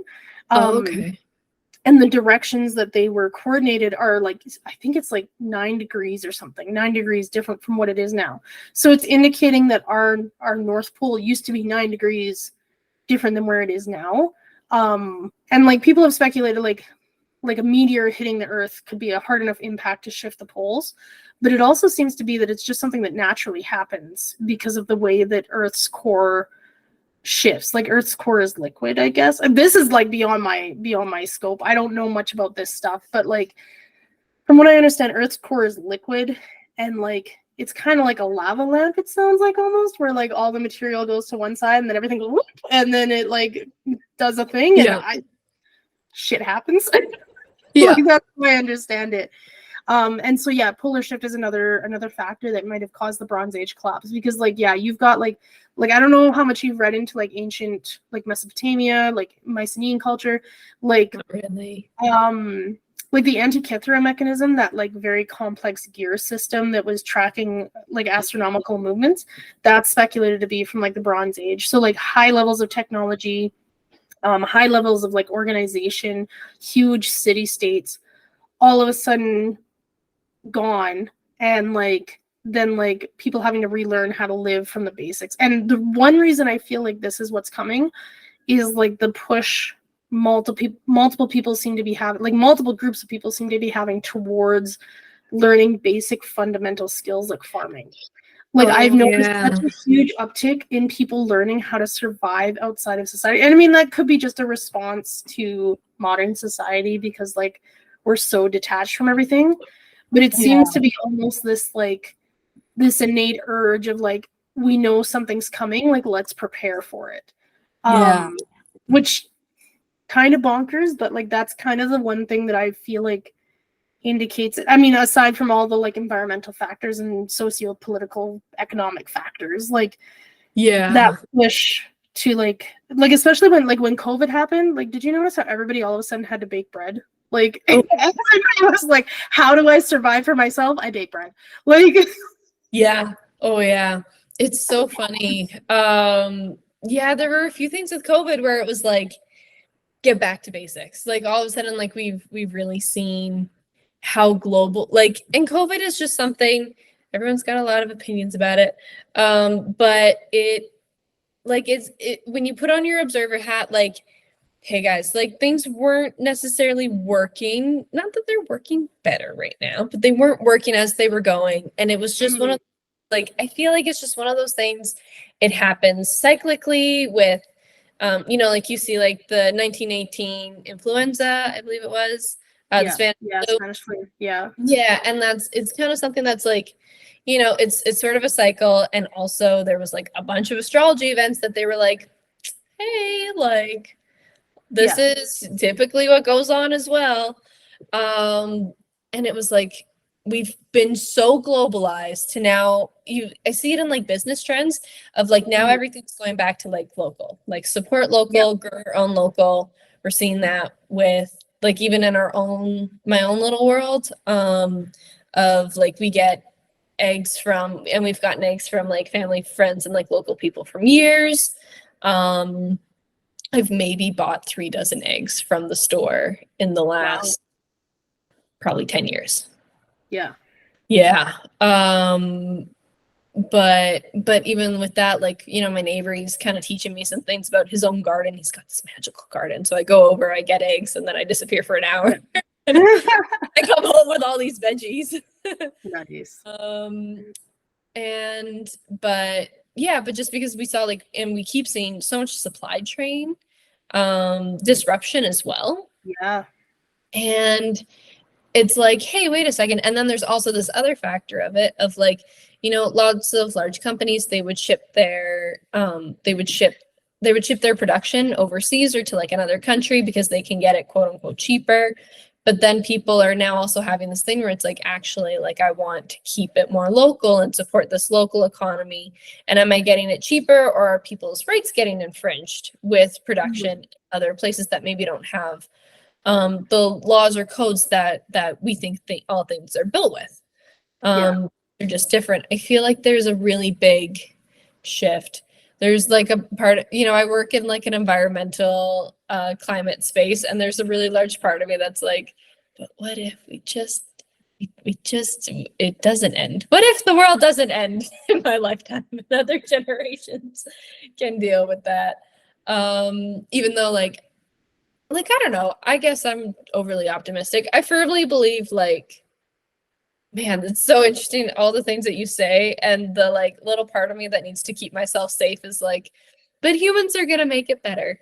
They're gonna get the Honestly, message. like, I think the narrative of the world is going to end is, like, a capitalistic idea because people in fear are going to spend more. And I mean, if the world's going to end, why is Bill Gates buying up all of the agricultural land? Like, he's now the largest landowner in the world. Like, what? Like, why does, if the world is ending, why does he care about that? And I think it's kind of a shift to, okay, if everything's moving local and globalization stops, well, how do you maintain, you know, he wants to come out on top. How are you going to do that? You know, control the food source, especially in a world like food is going to be paramount above anything else. When this does hit the fan. And, like, I used to be very much on the idea of, oh, the world's going to end. And I remember, like, even, like, pre-COVID, driving to work, I would have to pull over because I'd be having panic attacks of the world's going to end. Why am I going to work? Why am I not learning survival skills? Why am I not doing all this stuff for myself? Why am I not learning how to build, like, and it was like this, like, I feel like our bodies know what's coming. I feel like there's, like, that's why there's this push towards, community building and localization of food production, and like even just like building like within the community. I've seen a lot more community-based like food banks and stuff come up. And like I feel like we innately know what's coming. It's just like we don't want to admit to ourselves. But at the same time, I think like I don't know, there's like this weird chaotic little gremlin inside of me who's like, let's do it, like let's end the world, like let's go, like I'm ready for like the globalization to stop, like and I think it's going to be big and scary, especially for people who are in cities, like knock on wood, I'm hoping to be out of here by then. But I think it is, there's an idea in some political spheres, generally far right wing, that like the faster we end the world, the faster Jesus comes back. But the faster that we end the world, the faster that they can like rebuild the world in the way that they want. And I think we're at the point like within the global system and like politics and everything, I don't think there's any way to heal the system that we have. I think it's done. I think it's broken, and it is time to like tear it down and build something new. And it's just a question of who's building what and who comes out on top, kind of thing. And I think fingers crossed, the quote unquote powers that be are going to have a lot less power in a society that's collapsing when people are no longer on their phones 24/7 and actually like need to function by like growing and harvesting their own food and everything like that. Like I'm hoping that will be strong enough that people will say like, no, you're not controlling us anymore. Like we're going to go, screw Bill Gates. We're going to go grow stuff on your quote unquote land, Yeah. Well, and like, I don't know, I guess I have like a very overly optimistic view of the world and I come from this perspective, I have people in my life that also like, they're very fearful of a lot of things and of these big organizations and power, and COVID really brought a lot of fear for them because they couldn't control their world anymore and they couldn't control people. So they would just cut them out. And, I'm just trying to see it. And these are conversations that happen in my household as well. I'm just trying to see it from like a perspective. A lot of the things that you're talking about, it's like, well, we're like headed into Age of Aquarius. And like, so we're gonna see this like go back local humanitarian kind of effort and like this innovation technology, like we're gonna see both. And I'm like, yeah, that's kind of how I'd like to see my life, is like, hey, like we're really grounded in the earth and also like really grounded in innovation. And I think we're seeing like capitalism in its purest form as we had on earth. Like I think like I don't know, I come from the perspective that like the government is actually not here to like just control us or mess around with us or all these things. Like I think that it's a system that was built in order, for power and authority, and also to provide services for people. And I think that there are good politicians as well as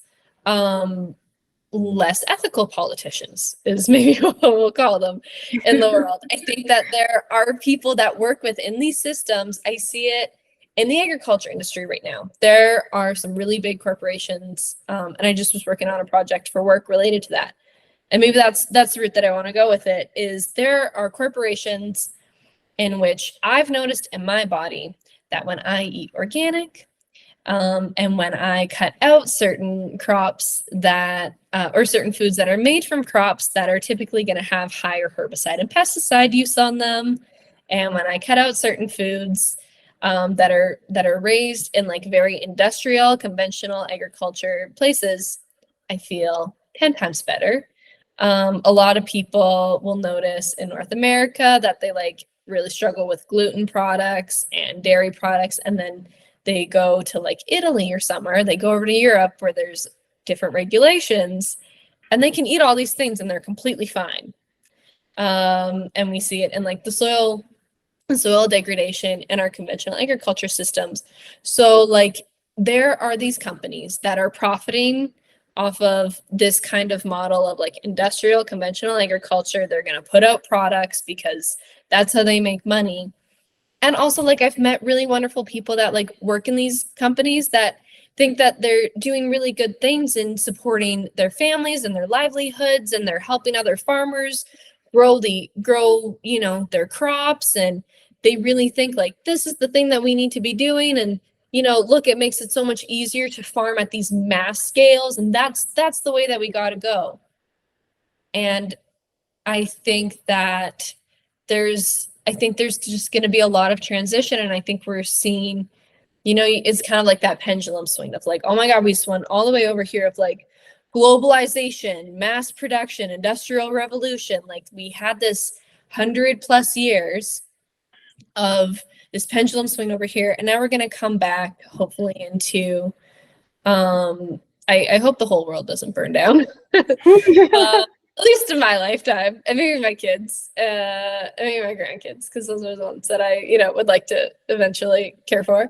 But we'll come back in this pendulum swing of like innovation and technology, and we're really realizing, I think, as a whole, like at least that's the things that I listen to, is like everyone's kind of realizing like, whoa, we need to take care of Mother Earth. And like there are people who are like, I want to go explore space, and we're gonna live there.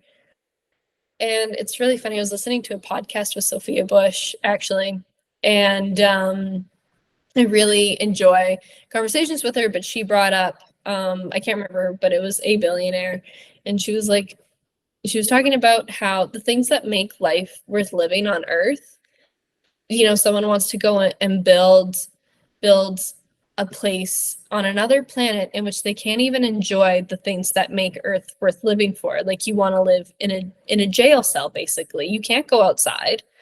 You don't really have like nature around you. You're completely isolated on this other planet.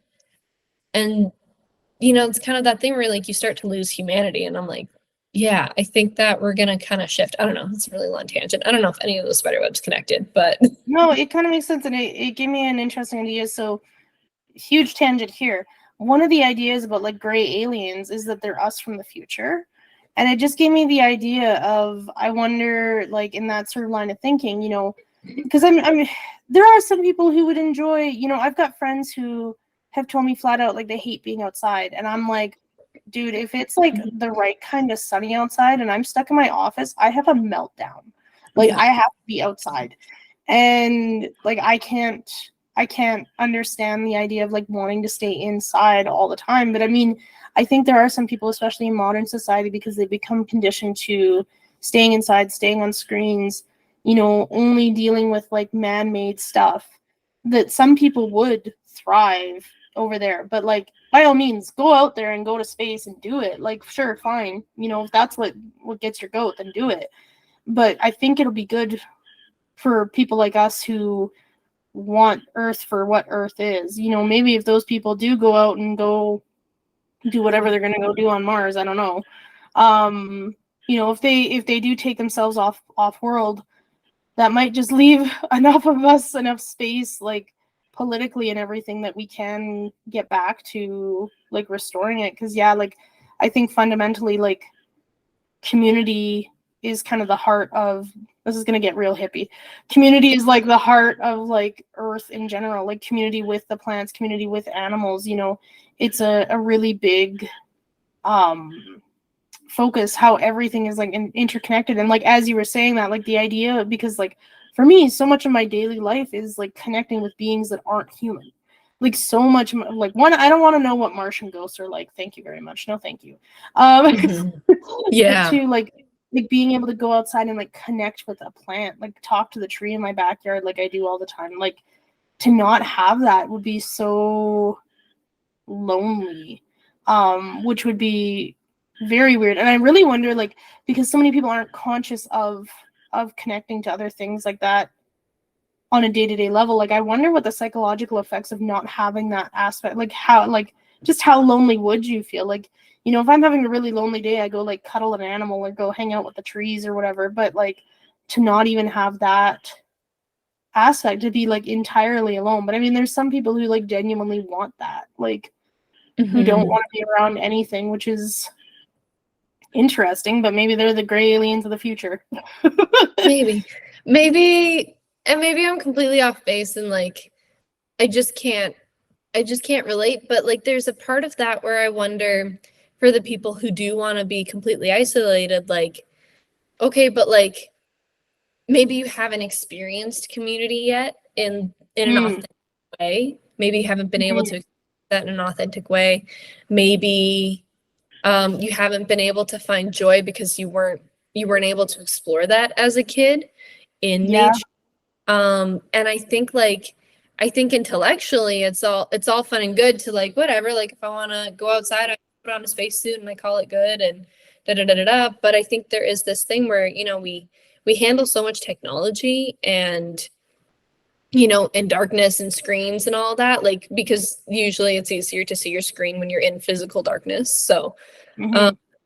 you kind of lose that where I'm like, intellectually, like, yeah, we think it's just going to feel the exact same way. But I think that there is that overloading um, on our beings where like once you would get there, like it's not actually going to be all peaches and cream Mhm. of what you think it is. And I think that, I don't know, I hope that like, I think everyone's going to experience and connect with nature in different ways. I just hope that like people are able to come back to that um, in other ways and like be able to experience and connect with community in like wholesome, wonderful ways that is connected on things that we love rather than things that we hate. Because I think that's what's going on a lot right now is like this, everyone talks about the divide. Well, it's because people are connecting on things that, yeah, that Things that they're scared of. separate. Yeah. Yeah. Yeah. Yeah, that's one thing that I noticed a lot. Like when I used to organize protests, I remember being at one and like genuine swastika wearing neo-Nazis showed up from a militia base in central Alberta, and like toting bags of weapons. It was genuinely scary. And like when I asked one of the police officers, why aren't you guys doing anything about this? They're like, oh, we don't have the manpower for it. But I was talking to a reporter who had interviewed people from both sides, and she said the one thing she had noticed was the anti-fascist folks were organized because they were there because they were afraid of the future the other side wanted, and the other side was there because they were afraid of things they didn't understand or didn't know or didn't have any familiarity with. A lot of them were coming from small town Alberta where they'd never seen a person of color before or interacted with them, and so it's like this big scary strange person. But like if you've lived in cities, people of color, like you grew up with them. I mean, like the area of Calgary that I live in, like I was Yeah. like one of 3 white people for most of my school life. Like I was the Oh, minority, that's and so like interesting. even Yeah. small town Alberta for me feels weird because there's so many white people, and I'm like, what? Like I don't know how to function in this society. Yeah. But like a lot of that split really comes from fear of not understanding, and like now because so many of my clients are like far further right than I was politically, like talking to them and understanding like most people just want their basic needs met. Like that's the biggest thing is like, okay, if someone's taking my job, how am I going to meet my basic needs? It's less about the person taking the job. That's who's getting the brunt of it. But like it's more about how do I meet my basic needs.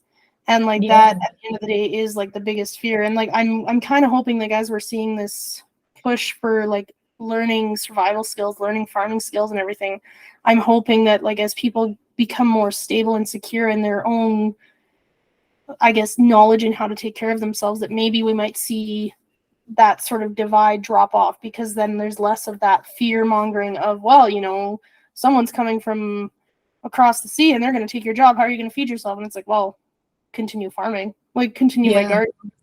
Yeah. And I'm hoping that's what we'll see. I mean, that would be kind of a cool turnaround of this whole divide, is like the people start bonding over just like meeting their basic needs and realizing, oh, okay, I don't have to be afraid of, this person just because I can take care of myself. And like, I think that's kind of what it's interesting to me, like just talking about going to space, because I feel like so many people don't know how to take care of themselves enough to go to space to take care of themselves. Like, Yeah. so it's interesting to me that like it kind of What do just you comes back to that, like the ability to take care of yourself. And like, I mean, community is really built up around that Yeah. too, like being able to take care of yourself and have surplus to give to others. Yeah. I mean, at this stage of the game, if we were to go to space, like, what are you gonna eat that isn't imported, so to say? Yeah. Import costs. But Yeah. yeah, it's really interesting, like, because I work in an indigenous space, I've had a chance to talk to quite a few people, and I remember one elder speaking about it's something that's very, very strong that they really want to get back to the youth because there's kind of this gap of knowledge that happened because of residential schools and Mhm. all things that indigenous people have had to go through that I highly urge anyone to go and understand in Canada's history. But there's this gap of knowledge of like language, and something that keeps coming up as well of what we're trying to facilitate and work is these land-based skills, but they're also known as survival skills. It's going out picking the berries, knowing what plant does what medicine. I was really fortunate. I got to record an elder harvesting like a fungus that will act as medicine. So I got to record that so that they can teach that to, the younger generation. And, it's been a really interesting shift for me, especially because like, you can take classes that have some like indigenous theories or scholars included in them I don't even think like indigenous concepts included in them is the right way to put it. But like you can take indigenous economics, or you can take a class that's got, indigenous feminisms included in it. And you can understand it from like this academic point of view, but until you're in that setting, it was just really interesting to have this perspective of like, I can't believe how much like, it's something that you like but you don't actually know. It hasn't clicked in resolutely of like, you don't need money to survive. Money is a man-made concept. Like that's not it is integral to our survival in our society right now, but like that's not the thing. You need heat to survive, you need shelter, and you need food and water, and like those are kind of your basic skills. I might be missing one or two things, and I guess you'll find out. yeah. Like, sorry. no, I appreciate it. But yeah, in our culture, like we like in our culture, like we really stand money to like this power and this wealth, but it's like, oh wait a second, like when like COVID, like if the world was to end or society collapses, like we see it in like all these dystopian movies, like they have some money, but like if you got $1 billion, you're not just getting everything and anything you want. No. It's not the same thing. And I don't know, I think it is like people like taking back their power in themselves of like, hey, I'm gonna grow my own food. I think that's what we're seeing a lot. I would love to see like, we see the planet getting hotter and hotter and hotter, and I'm like, but we have all these tools and things that we can implement within urban areas and rural areas, like regenerative farming in rural areas. Like that's something that really helps sequester carbon like back into the soil, and it helps with it helps with water retention, it helps with soil cover, it helps with all these things that we know are not good for us. We see like examples in certain cities, they'll do like a pilot project for stuff. I'm like, all I want to see is like garden jungle cities and like rooftop gardens and stuff, like just more. Even just planting trees in cities. Like my partner was telling me something about like 4 trees reduces the temperature of the area by like 0.5 of a degree or something. So like if you were to just forest a lot of cities, chances are, I mean, that was one thing that was made apparent to me when I was in Athens, was because the whole city's cement and there's like no trees there. Like it is like 50, 55 degrees in the summer, but you go outside where there's trees and it's 30, 35, 40 degrees. And like, it's like, one, I think deforestation is really impacting it, but 2, like just having the cement landscape versus the organic landscape. I mean, even just with grass and stuff, like it's cooler because like there's more moisture in the air, and like, I think we have a tendency to complicate the solution, like the solution to global warming is, I mean, you could use like high-tech technology to do it if you want to maintain the way we're living now, or you could have like these rewilded spaces that, but like, and with that comes along, more people getting in touch with nature. Like the more trees there are in a space, the psychological benefits of that, the chance to like sit under a tree and just think, and then eventually along with that comes like connecting with that spirit of that tree or whatever. Same with like the animals that are inhabiting it. Like I really think that's one thing that I've been kind of talking about a lot, like professionally on the podcast and just in my life in general, is like people being able to like reconnect with spirits like that, I think is what's going to be the kind of thing that saves us. I was actually reading an article today where they were talking about creating an AI software that's able to decode and speak to whales. And it was talking about how, like, I know, isn't that the coolest thing? I got so hyped about it. But also at the same time, as an animal communicator, I'm like, I didn't expect AI to come from my job, but like, I guess so. Yeah.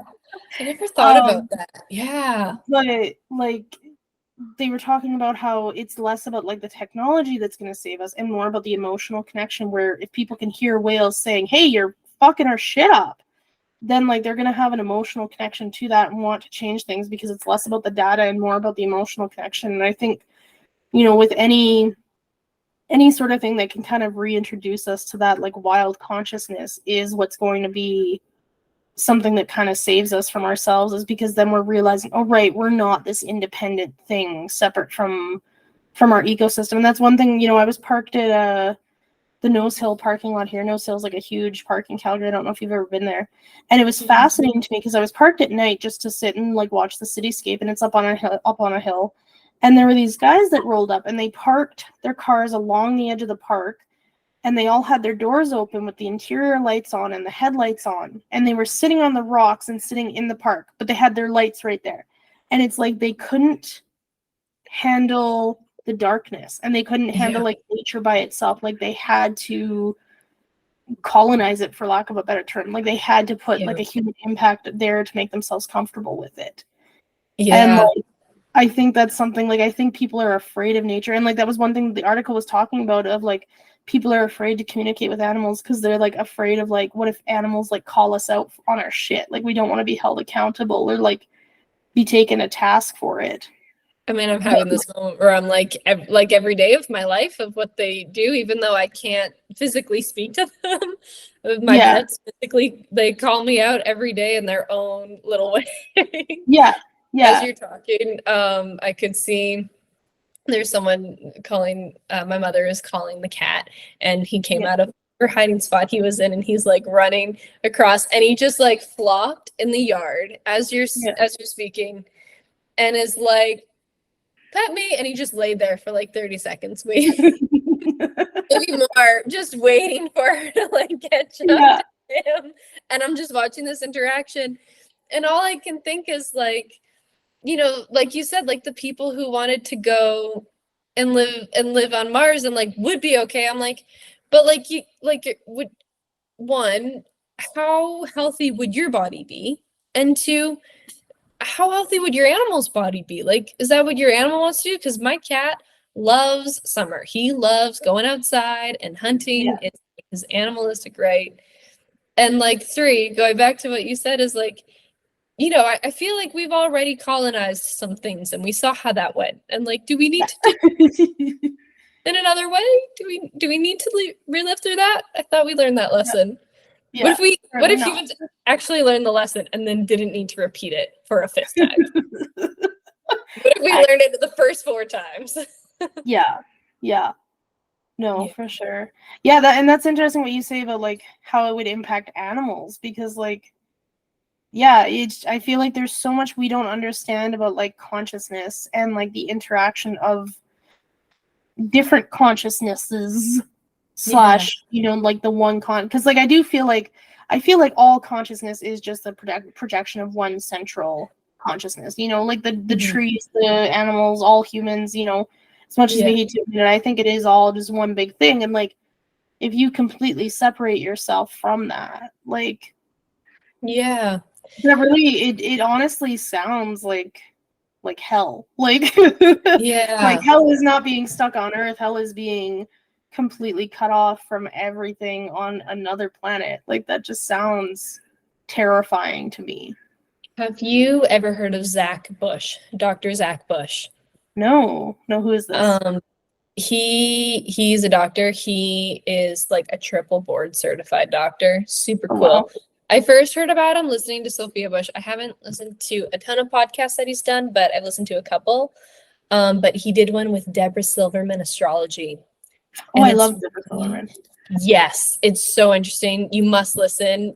He talks about stuff and you'd be like, my mind's blown. I hope. Maybe you've already. You should send me this episode. So Sophia Bush and Zach Bush, are these people are related? Are they related to the Bushes in general, or not even a little bit? I think they're separate families, actually. Gotcha. Which is she's talked about that on her podcast. She's like, nope, not related to that president. And has a little bit of a different political ideology than that president, from my understanding. She's mentioned a few times. When you like absorb history and you're like, I kind of know some things, but like I don't really know a bunch of things super in depth, but I should eventually do that in time. But anyways, it's funny. Sophia Bush and Zach Bush, they same last name. I don't think they're related at all. She's just like a really cool like political activist, and she's also an actress, but like she just has conversations that are very in depth in really wonderful ways. That was published a few years ago. He did one more recently with Deborah Silverman. But yeah, to tie it all back to the father wound, nature is important. Yeah. Yeah. Oh my God, I could go on a whole other tangent of like, it's really interesting, and I wonder if there's something in like, like masculine energy having to do with like, usually masculine energy in its highest form is like giving, whereas kind of when it's in its lower form, from my understanding, it's more like taking, in a way. And I wonder if there's like that thing and that connection to nature of like when we're just taking away and like extracting from nature, we're in that hyper, and like kind of more of like a toxic masculine role. I don't know. Just gonna go on a really long tangent, but we don't gotta go. We don't have to go there. I think that's a good point, though, and I think like that's one thing I've kind of seen, like in certain men in my life that I've witnessed, where like I can see the potential for that divine masculine, and it comes out here and there, and I think that's a thing. Like everyone's kind of striving towards that embodiment of, or like, consciously or unconsciously, like that's kind of the goal. And I think a lot of people, like when they get really stuck in like trauma cycles, like it keeps them in that lower like shadow version of themselves. And like there's some people you interact with where you can see, they have such a huge potential for this like wonderful person, but then they get really bogged down in, like whether you want to say like trauma cycles or mental illness or just like selfish action, and I think that comes back to community as well. Whereas like, like for myself, like if there's a dispute within my family, taking a step back and like not getting really, knee deep in the shit of it is what keeps things running smoother and keeps a lot less like massive things from happening. Whereas like as soon as you start engaging in it and like really getting into it and like really embodying that sort of shadow self, like that's when things just spiral down. And I think you're right in the like taking aspect being like this like shadow masculine that we've been living in for so long. Like everyone's just been thinking, well, take whatever you want, screw everybody else. Like you see it in so many different places, in so many different aspects of life. Whereas if you do act from like a giving perspective, like things get a lot better. I mean, there is the issue of people, taking advantage of you, but that's because they're living in their shadow self. And I mean, we see that so often of like, oh, don't be too much of a giver. Like you're going to be taken advantage of, don't be too nice. You're going to be taken advantage of. And like, I don't know, like when you operate from the perspective of like, yeah, you know, most people who are hurting are going to take advantage of this. But like knowing where that boundary is, you know, knowing where to not overgive, you know, give what you can, because like I feel like most people in their it's one thing I've been coming back to a lot lately is like I don't think people are loved enough, like as children, as adults. I don't think there's enough open expression of love and affection towards one another. And like you see it like so much, like hookup culture is a good example of it, of like where people are just taking what they want, like they're just getting their own needs serviced basically, and not really giving of like their time, their emotions, anything else beyond like the very, very physical. And like you see it, like if I don't know if you've got people in your like circles that are really engaged solely in like just hooking up with random strangers kind of thing, but like you see the impact that it has on them. Like people who I know who like they've hit, you know, fresh out of high school kind of thing, and all of a sudden like that's all they're engaged in, and like how deeply impacting it is, because like you can, you know, people say they don't care, no, I'm not emotionally attached or anything, but like you go home and you're like on your social media like just begging for attention, like just begging for some sort of a connection. And that's something I've even noticed like just in like in online dating spheres, is like people don't know how to have like mutual conversations anymore. Like they'll, you know, I'll ask them a question, they'll respond, and there's no reciprocation of like, oh, you know, like same, like I asked somebody the other day where they got their tattoos from, and they just responded where they got their tattoos from, and there was no like, oh, do you have tattoos, or like, are you interested in like, you know, no reciprocation of that communication whatsoever. It's just like, yes, be interested in me, that is what I want, and there's no reciprocation of that output of care essentially. And not that asking about tattoos is like being caring about someone, but like just even engaging with someone, being interested in them, that's like a form of care. And like people have lost the ability to extend that to other people. And yeah, I think it comes back to, like you said, like that taking is like they're just looking to have that need fulfilled. They don't want to actually give anything out for it. Yeah, well, we need like, it's kind of that idea of like we need both like the high path of masculine and feminine, which is like that giving and receiving thing, but like that reciprocity, like I just feel like a lot of people are really missing that right now. Like I'm so grateful for people. There are some people in my life where I'm like, oh my gosh, like being able to pick up the phone, and we've had a lot of conversations about friendship and about how to treat people and about things that we've gone through. And I find it very healing for myself of like, no, I'm not crazy, and like this thing, like I'm not perfect, but also like, hey, this interaction that I had, like, no, there's a reason why I feel very upset over it. I don't know. And then there's also like moments where I'm like, I'm very grateful to be able to have someone to like talk to, and where we have that reciprocity.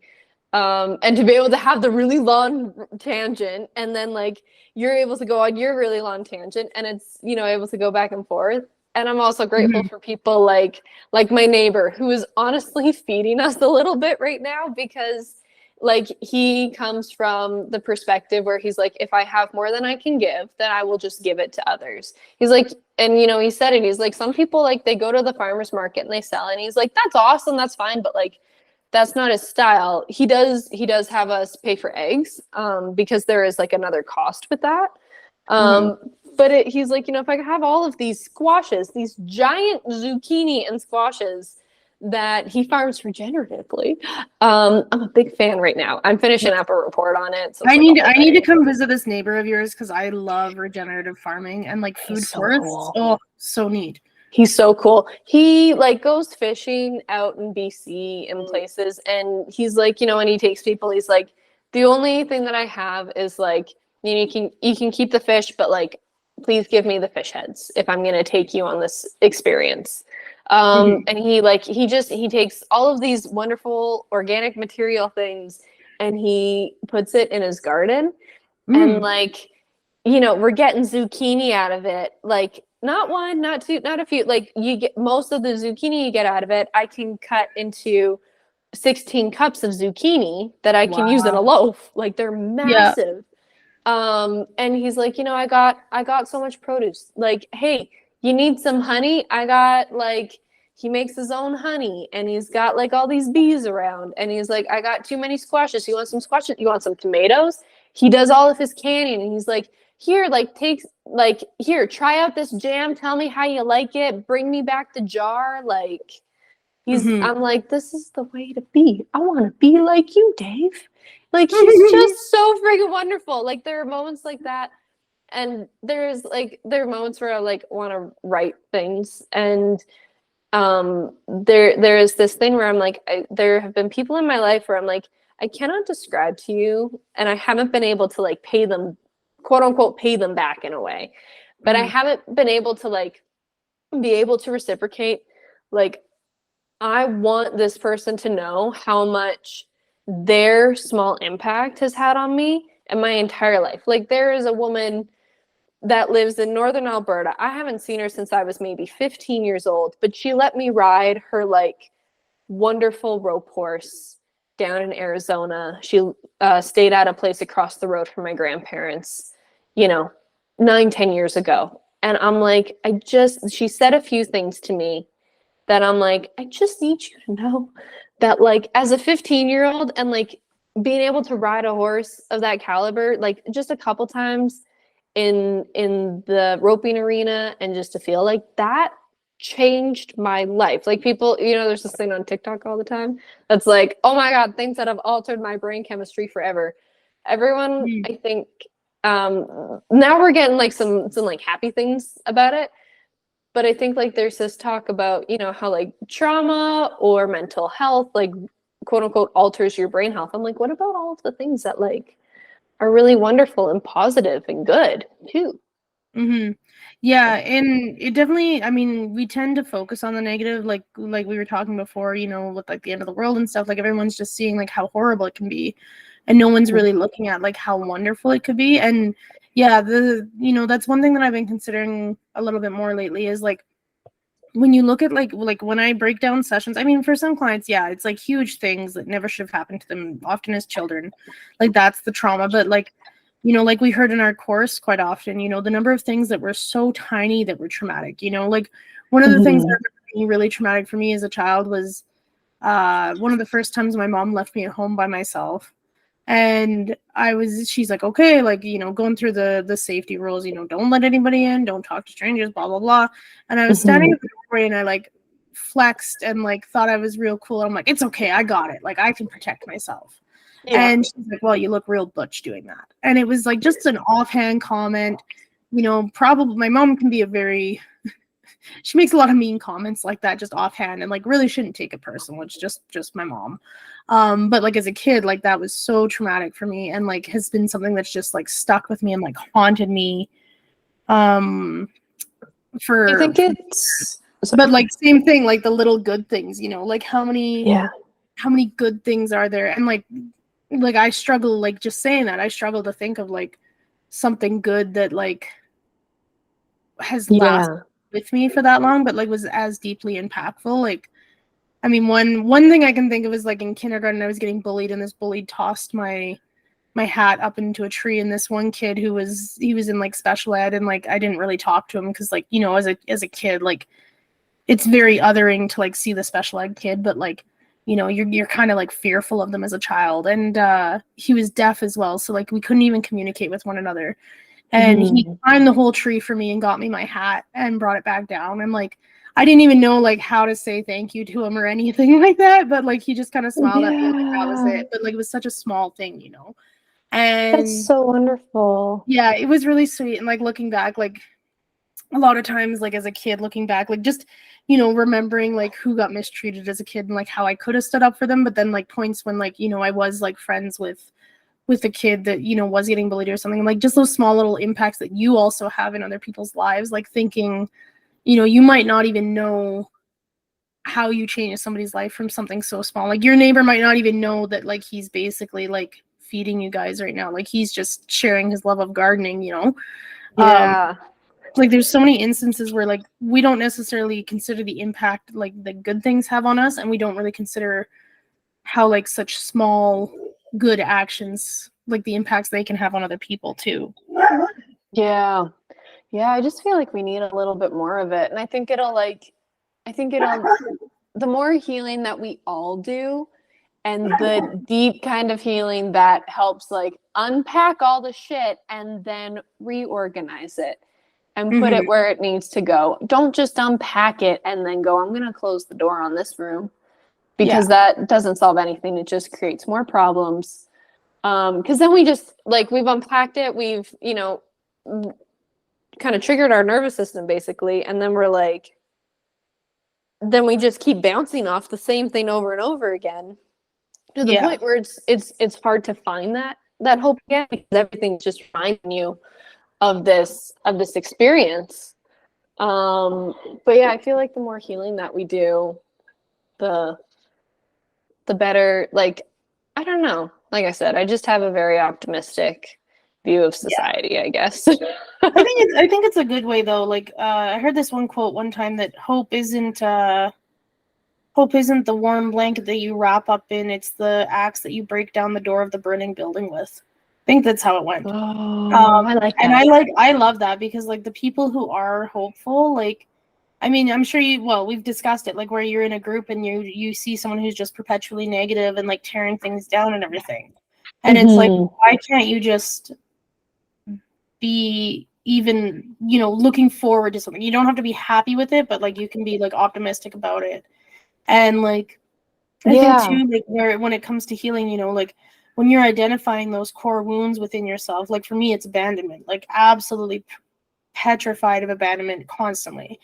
And identifying that and seeing that myself, and then realizing, like, you know, out and about with friends or socializing or whatever, and realizing like when someone's having a trauma response and seeing, oh, that's an abandonment trauma response, like, because I can recognize it in myself, like I know what it looks like, and seeing it in other people and being like, okay, you know, rather than getting mad that someone's acting out and lashing out, like how would I have wanted to be treated in those same instances? And like we were kind of talking about with like, you know, everyone's just like this hurt child who's kind of like in need of love, you know, like looking at that and seeing like, you know, when people in my life, you know, I'm thinking one specific person, I'm sure you can kind of guess who, but like seeing when that person like acts out in anger and being like, okay, you know, not that I'm going to like let that go and let that anger just like be tolerated, you know, call it out at a later point. But if someone's acting out like that, like how do I reinforce, you know, hey, it's okay, I'm not leaving, I'm still here. And like, I think that's such a huge thing. One, for myself, because like I can do it for myself, you know, like in instances where, you know, I'm like, oh my goodness, you know, they're not talking to me because they hate me because of this, this, and this, and, you know, they're going to leave and never be friends with me again. And it's like, okay, but maybe they're just busy. Like maybe they're just going through something themselves. And then like in the real world, like as it's happening, you know, stepping in, like dealing with anxiety as much as I do, especially social anxiety, like being able to see, you know, where a friend, you know, we're going out for social activity and my friend gets anxious, and then being like, oh, okay, like, you know, we're on, like this happened recently. We were on our way to an activity and my friend was getting a little anxious and I could feel it. And I was like, you know what, let's just like stop and sit here and just hang out for a little bit. And it, you know, it's just like such a simple thing of like just being cognizant of how other people are feeling. And I guess maybe not everybody can do that. Like I think that comes back to the selfishness aspect. Like if you haven't really had to live, like, I guess it's a trauma response of like being hyper aware of other people's feelings, but like if you've never had to live like that, it could be harder. But like just kind of being open to perceiving how others are feeling and then seeing how you can just slightly alter your behavior to just like make things a little more comfortable or operating smooth for people, like, and that can go a long way too of like healing that trauma, you know, of like if someone's having an abandonment response and having that counteracted with like a reinforcement of you're not being abandoned. You know, I do wonder like how healing that is too, of like that lived experience rather than like processing the old stuff, like how that lived experience of, hey, it's 555. I know, I saw that and I was like, this is interesting. Yeah, but having that lived experience of almost like reprogramming those pathways, like, and I feel like we're kind of at the point collectively as a society, like people have been talking about healing so much for, you know, probably the last, like I'd say 5 years or so. I think we're now at that point where like, okay, yeah, like we're healing ourselves, sure, but like I think we're also at the point now of being able to offer that healing in day to day to other people. Like it doesn't have to be in the form of someone being a practitioner or a coach. Like you can just move through life and your social groups as like the person who's healing others too. Yeah. Well, and I find like the more healing that you do, like this goes both ways. The more healing and also um the more non-healing that you do, your groups shift. So I think of like one person where like I've been told that they've healed a bunch, and I'm like, I don't think like someone who's healed a bunch completely cuts off all of their ties Yeah. to their old Yeah, life. that's a trauma response right there. That's a trauma That's response. defensive mechanisms playing out for sure. Yeah, but it is this thing where like you will see when people do start to heal, like you start to, well, it goes either way, but I think it's really wonderful when you do start to heal and you start to attract different relationships in your life that are healing with you and like are helping to open up your life more and more and more. And I think it's really interesting. And I think there is this thing where like, we're all kind of trying to figure out and learn our ways into healing. And, and I think about it in a way of like, so the only, I'm trying to relate it to like another deeper wound, but this is just the one that's coming up is, is like, we do all this like quote unquote healing, but we do it in like an intellectual or maybe more of an emotional way, but then we forget to do it in a visceral way as well. Where like the experience that is coming up for me that like just kind of happened recently is so a few months ago I was riding my horse. She stumbled. I haven't been in riding shape over the last few years, so she stumbled and I came off of her and like definitely hurt something internally muscle wise. Like, when you're like, it's not an outer muscle, it's something else. To the point where I was like, I can't even walk back home. I gotta like climb back on her through, there's a bridge set up. So I like got on her, climbed back home, went to my people that I go to, my chiropractor and my fascia release lady. Cause it was like a couple of weeks and I was like, I can't walk still. I can't like walk or bend over. So we gotta heal ourselves on a visceral level. And, they brought up fear and all that. But the memory of that still kind of lived in myself at a belief system level. So what I didn't realize, I started riding my uncle's horse for him so that he can go and enjoy life and his horse gets ridden and I get to go ride his horse instead of like, my mare's starting to get a little bit older now. And we've talked about that. And I didn't realize how much I wasn't pushing Smarty because I had so much fear of myself of like, this horse isn't sound. They're going to trip and fall and they're going to fall on me. Until we kind of had a situation and my uncle was watching me ride and he's like, push him. And I was trying to, but my whole body was like back in the saddle, like leaning back in the saddle, but trying to lean forward at the same time. And was like, I could feel myself loping circles in this arena and was like, I'm in a trauma response. Like my nervous system is completely triggered right now. This happened on a Monday, I think. And, got off, was talking to him. He had another local girl jump on and watched her. And I'm like, so just to let you know, like, this is what's going on in my system right now. And he's worked in settings that have a lot of trauma, but not for a very, very long time. So sometimes, I'll try to talk to him about stuff and he just doesn't want to connect to it in the same way as how I want him to connect and understand it. But then Wednesday, I realized, I'm talking with my mom about this of like, oh my God, I didn't realize how much fear I had of like this thing happening to me. This thing's going to happen. And oh no, I'm very afraid of that. And I ride again on Wednesday because I ride twice a week usually. And I'm in the arena and I'm warming up and I'm aware, okay, like this thing is, there's this fear. How do I release this fear? Someone else comes into the arena, they're showing this horse to maybe a potential buyer or something is what it looks like. And I'm riding. I think I'm just like walking him out in circles for a second, giving him a breather. And this horse trips just out of nowhere. Like ground's perfectly fine. Rider's perfectly fine. Like the most flukiest thing in the world. This horse trips, falls forward, goes down, takes Ryder with him. Like, her ankle gets completely crushed, kind of falls on her a little bit.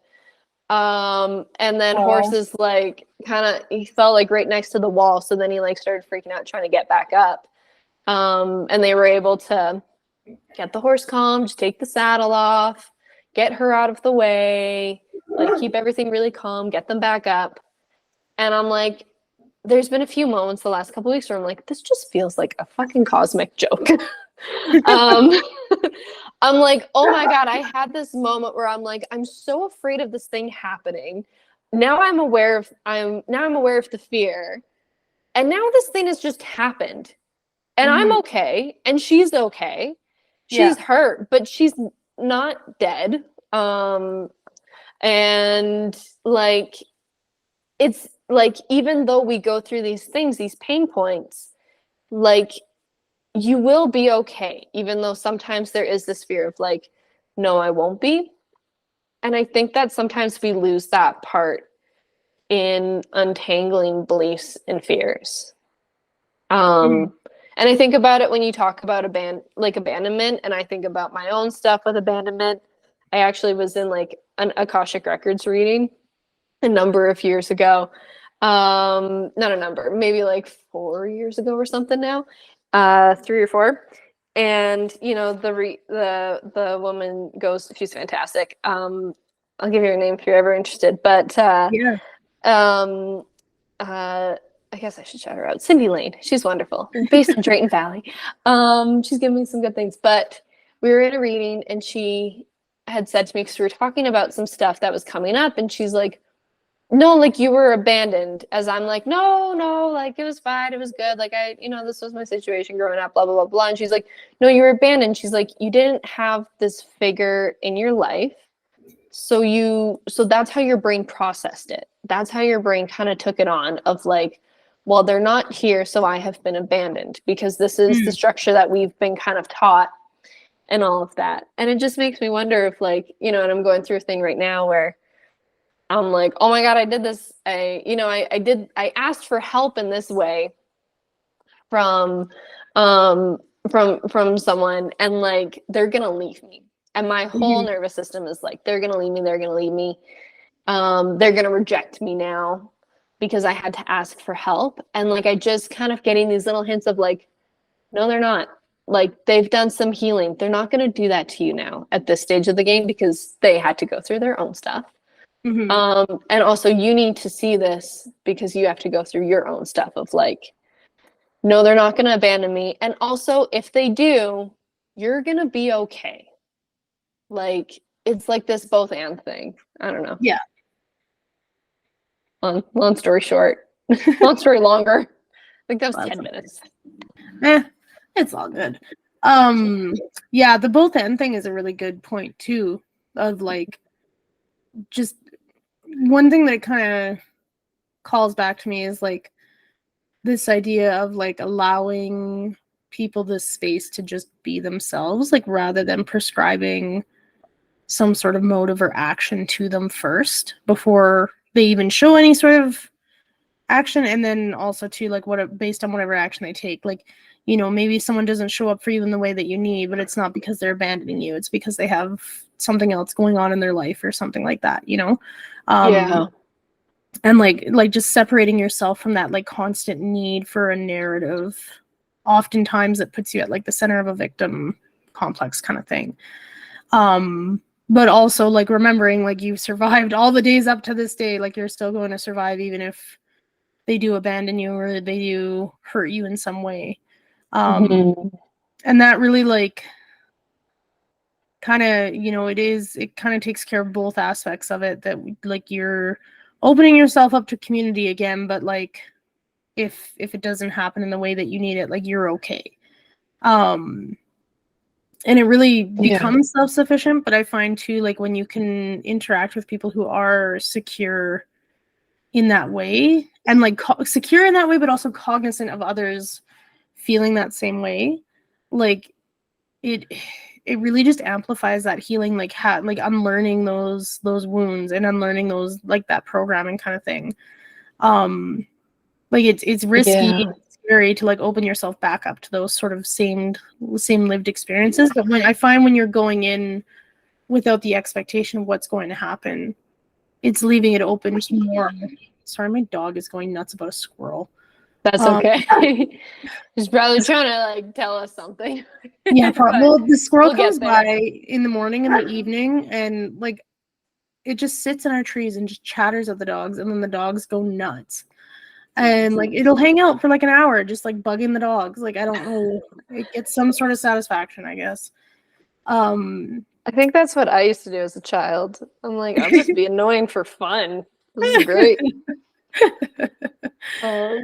But yeah, But like yeah. opening yourself back up for those experiences to like reprogram yourself. Like it's scary, but it's like something that needs to happen. It's not something that I find a lot of like healing spaces talk about either. Is like this No. idea of like you have to like give yourself the chance to unlearn that stuff in like real time. Like you can't just like sit and do the work alone and journal alone and do whatever alone. Like you have to bring yourself back up to having those connections that had hurt you originally and like allowing the space for them to be in life, but also accepting like you've got this. Like you're not the scared little kid anymore, especially if you've done like healing practices. You know, someone does abandon you, you know how to now deal with it and address it. And like, yeah, it might hurt, but it's not going to take 20 years to I mean, it might take 20 years, but like it's not usually going to take as long as it did before to process and heal from. Yeah. Yeah. I think something that was really instrumental and helpful was realizing like, so you know, we've talked about I'm on a mission for love. For like partnership, or like a life partner, like someone you know you can kind of settle down and you're on the same path with and that you can grow with and all that. And realizing like there kind of came a realization because I had to unpack all of the stuff. I had to unpack all of the stuff from my childhood, all the things that I learned from my mom, that I learned from my dad, that I learned from my extended family's relationships, all the things that I want to take and I want to leave. And, you know, what is the stories that I tell myself every day, or the belief systems that I tell myself every day that don't work? What are things that help me come into partnership that make me feel more independent and more confident in myself, so that I can be in like an interdependent relationship? Because that's the thing that I had to reprogram, is like, you don't want like independent or codependent, interdependent, where like you have each other as support systems, but you're also able to like kind of, you know, be your own selves and whatnot.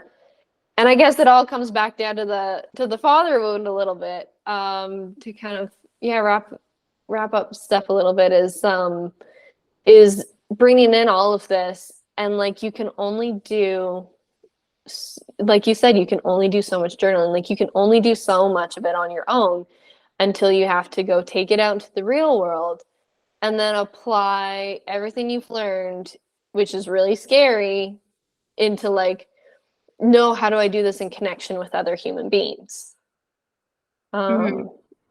Yeah.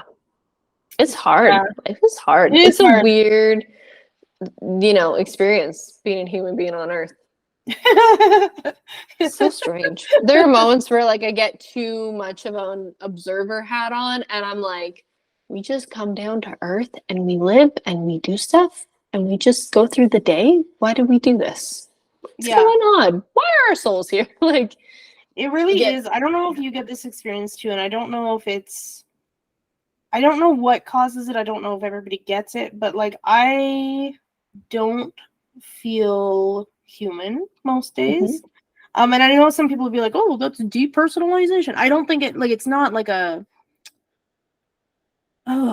it's like I'm like completely and entirely aware of like the one consciousness type thing at some points, and like you said, like you just kind of sit back and you observe things, and but like at the same time, like I don't really get like why people get so wrapped up in like the material world as much as they do. And I mean, like, that's not to say that I don't, like I definitely do at points, but like, you know, like people who like can't connect to any single person, you know, or can't connect to anyone outside of like their immediate family or something like that, and like think that everyone is like this horrible person out to get them. And it's just like, like they're so entirely disconnected from at least how I perceive reality to be. And like for myself, like I have a hard time connecting to humans who can't see that they're not human, if that makes sense. Like it's really hard for me to connect to people on a deeper level because a lot of people like won't disassociate from their body at some point, you know? And like it's very, you know, people call it like NPC behavior or whatever. And I feel like those are the type of people who very much are like completely and entirely rooted in this like material world and like cannot like separate themselves from the physical form. And it's like it's fascinating to me because it's like don't you ever get in your own head and like think about things and like question things and like see that no, maybe we're entirely different but all the same from like the material world that we live in, kind of thing. I don't know, like that's a whole episode within itself of like disassociating from the human form for a while and just being like an etheric being for a little while. But like that's, I don't know if it's maybe because I've done psychedelics a fair bit that like it's hard to stay rooted in the body. But like that, if you watch the episode with Ali, like she was talking about it too, and like it can be a trauma response to some extent, but like it's very hard to sometimes get like grounded back into your body and like have the human experience and not just be like this otherworldly being for like, you know, permanently kind of thing. Like I don't know if you get that too, where it's just like you're just kind of external to human existence or not, but it's something I've been exploring a lot as I get more and more into this stuff, I guess.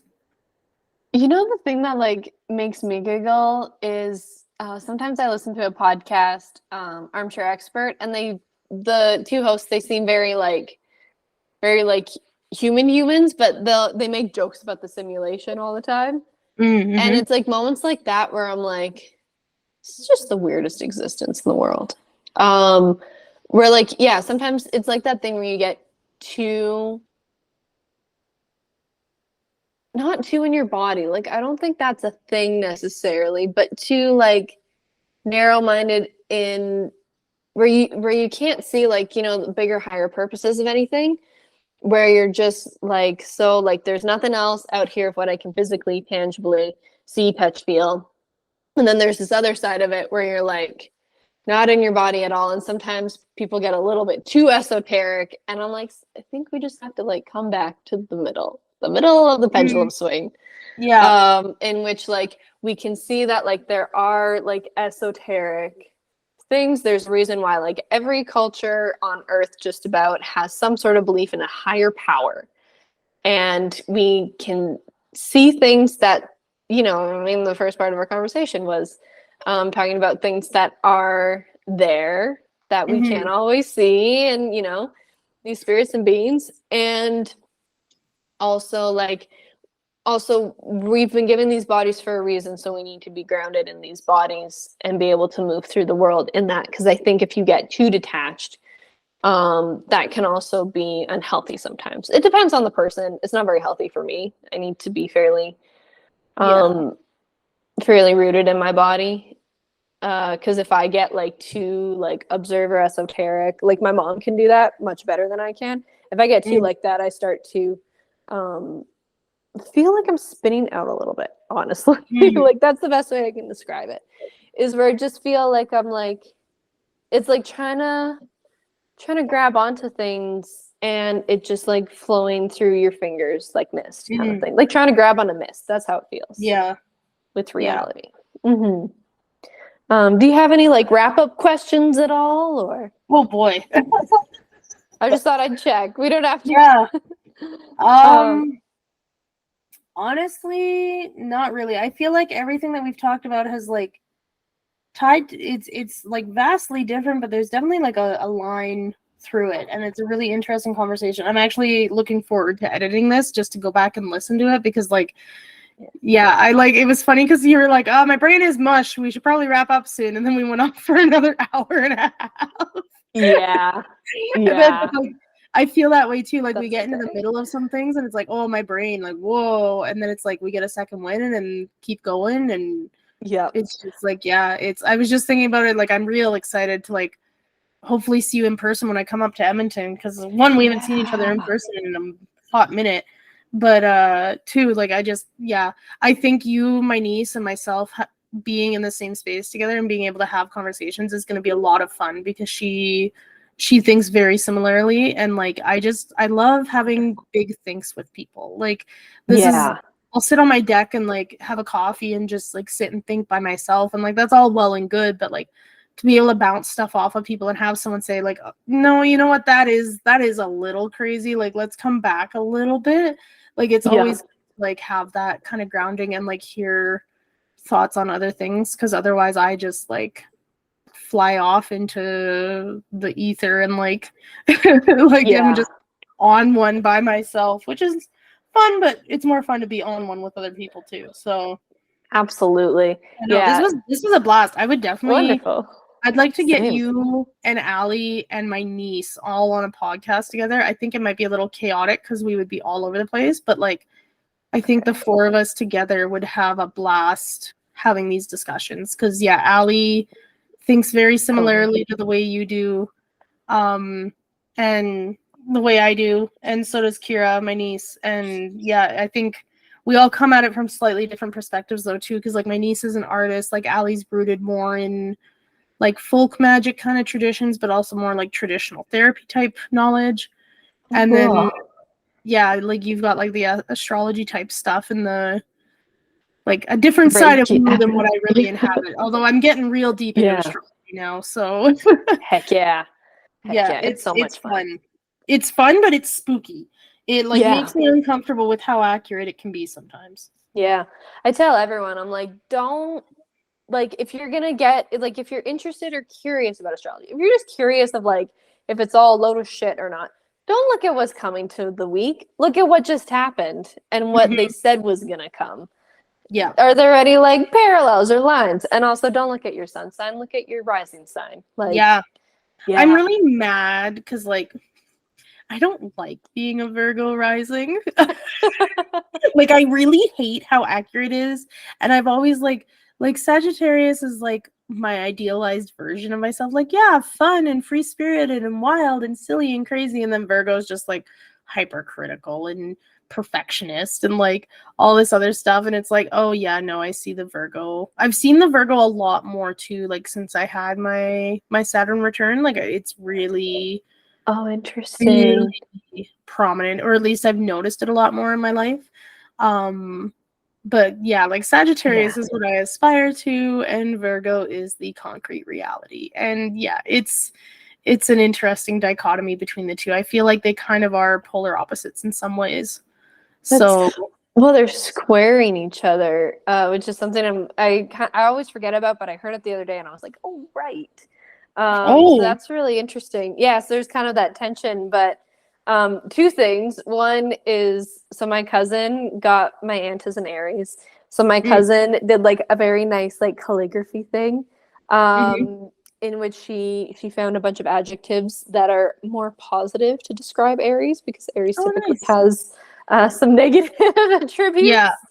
So I feel like we need to do that for you for Virgo.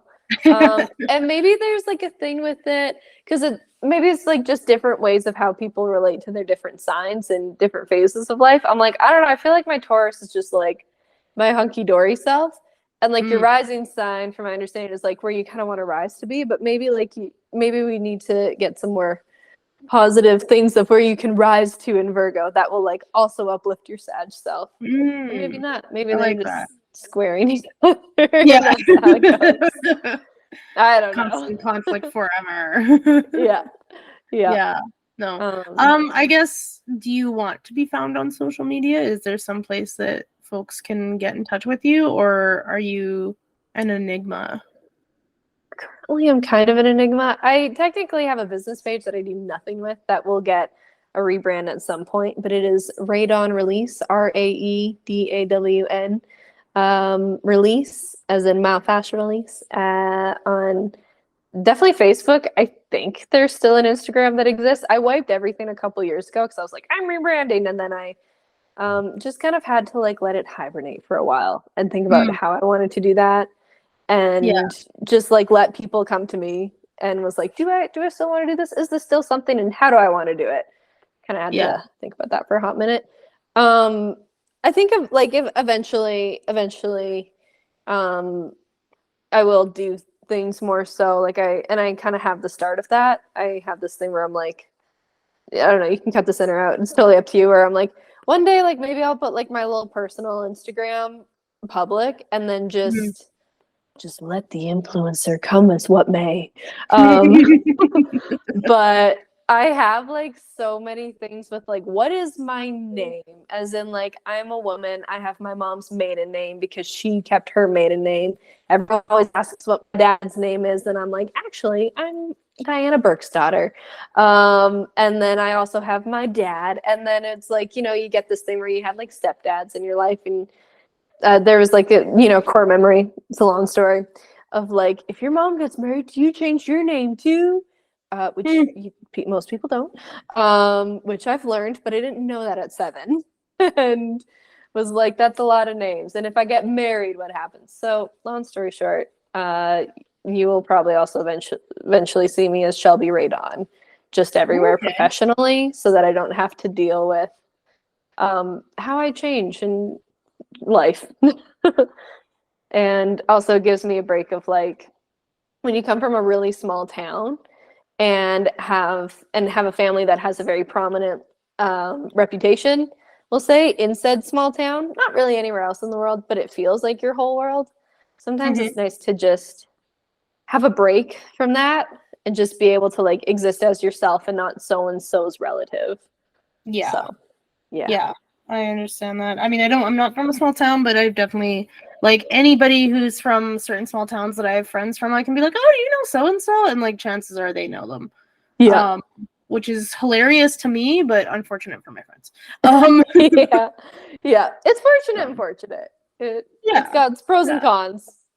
For sure. So, yeah, we should probably wrap this up so I can actually make my soup. I was just thinking about it. I'm like, I didn't actually throw the rest of my vegetables in that slow cooker, so I had a whole plan to make supper have fun tonight. having dinner at 9. What's gonna happen? Yep. Sorry about that. Okay. Oh, it's all good. Wonderful. No, this was a blast. I'm really excited to, like I said, to do future episodes with a couple different people that I've had on here, because I think it's gonna be really synergistic and a lot of fun to see what comes out of them. Totally. Yeah, I'm open. Cool. I'm down. Awesome. Beautiful I'll night. let you know what I plan for when I'm coming up, and yeah, hopefully we can connect again. Absolutely. Mm-hmm. Wonderful. All right. Thank you again. I appreciate this so much. Anytime. This is so much fun. It was so much fun. Yeah.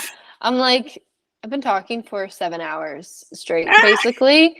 And I'm like, I feel on a roll. I feel energized. Thank you. I needed this. Yeah. Well, it was funny because I was actually like feeling a little down earlier today and was like, oh, I just need someone to talk to. And like, blah, blah, blah. Like, I just want to have a good conversation with someone. And then I was like, wait, I'm talking to Shelby today? Fuck yeah. Yeah. Oh, man. Yeah. Yes. Very good. All right. I will let you go. I hope you have a good evening. Thank you. You too.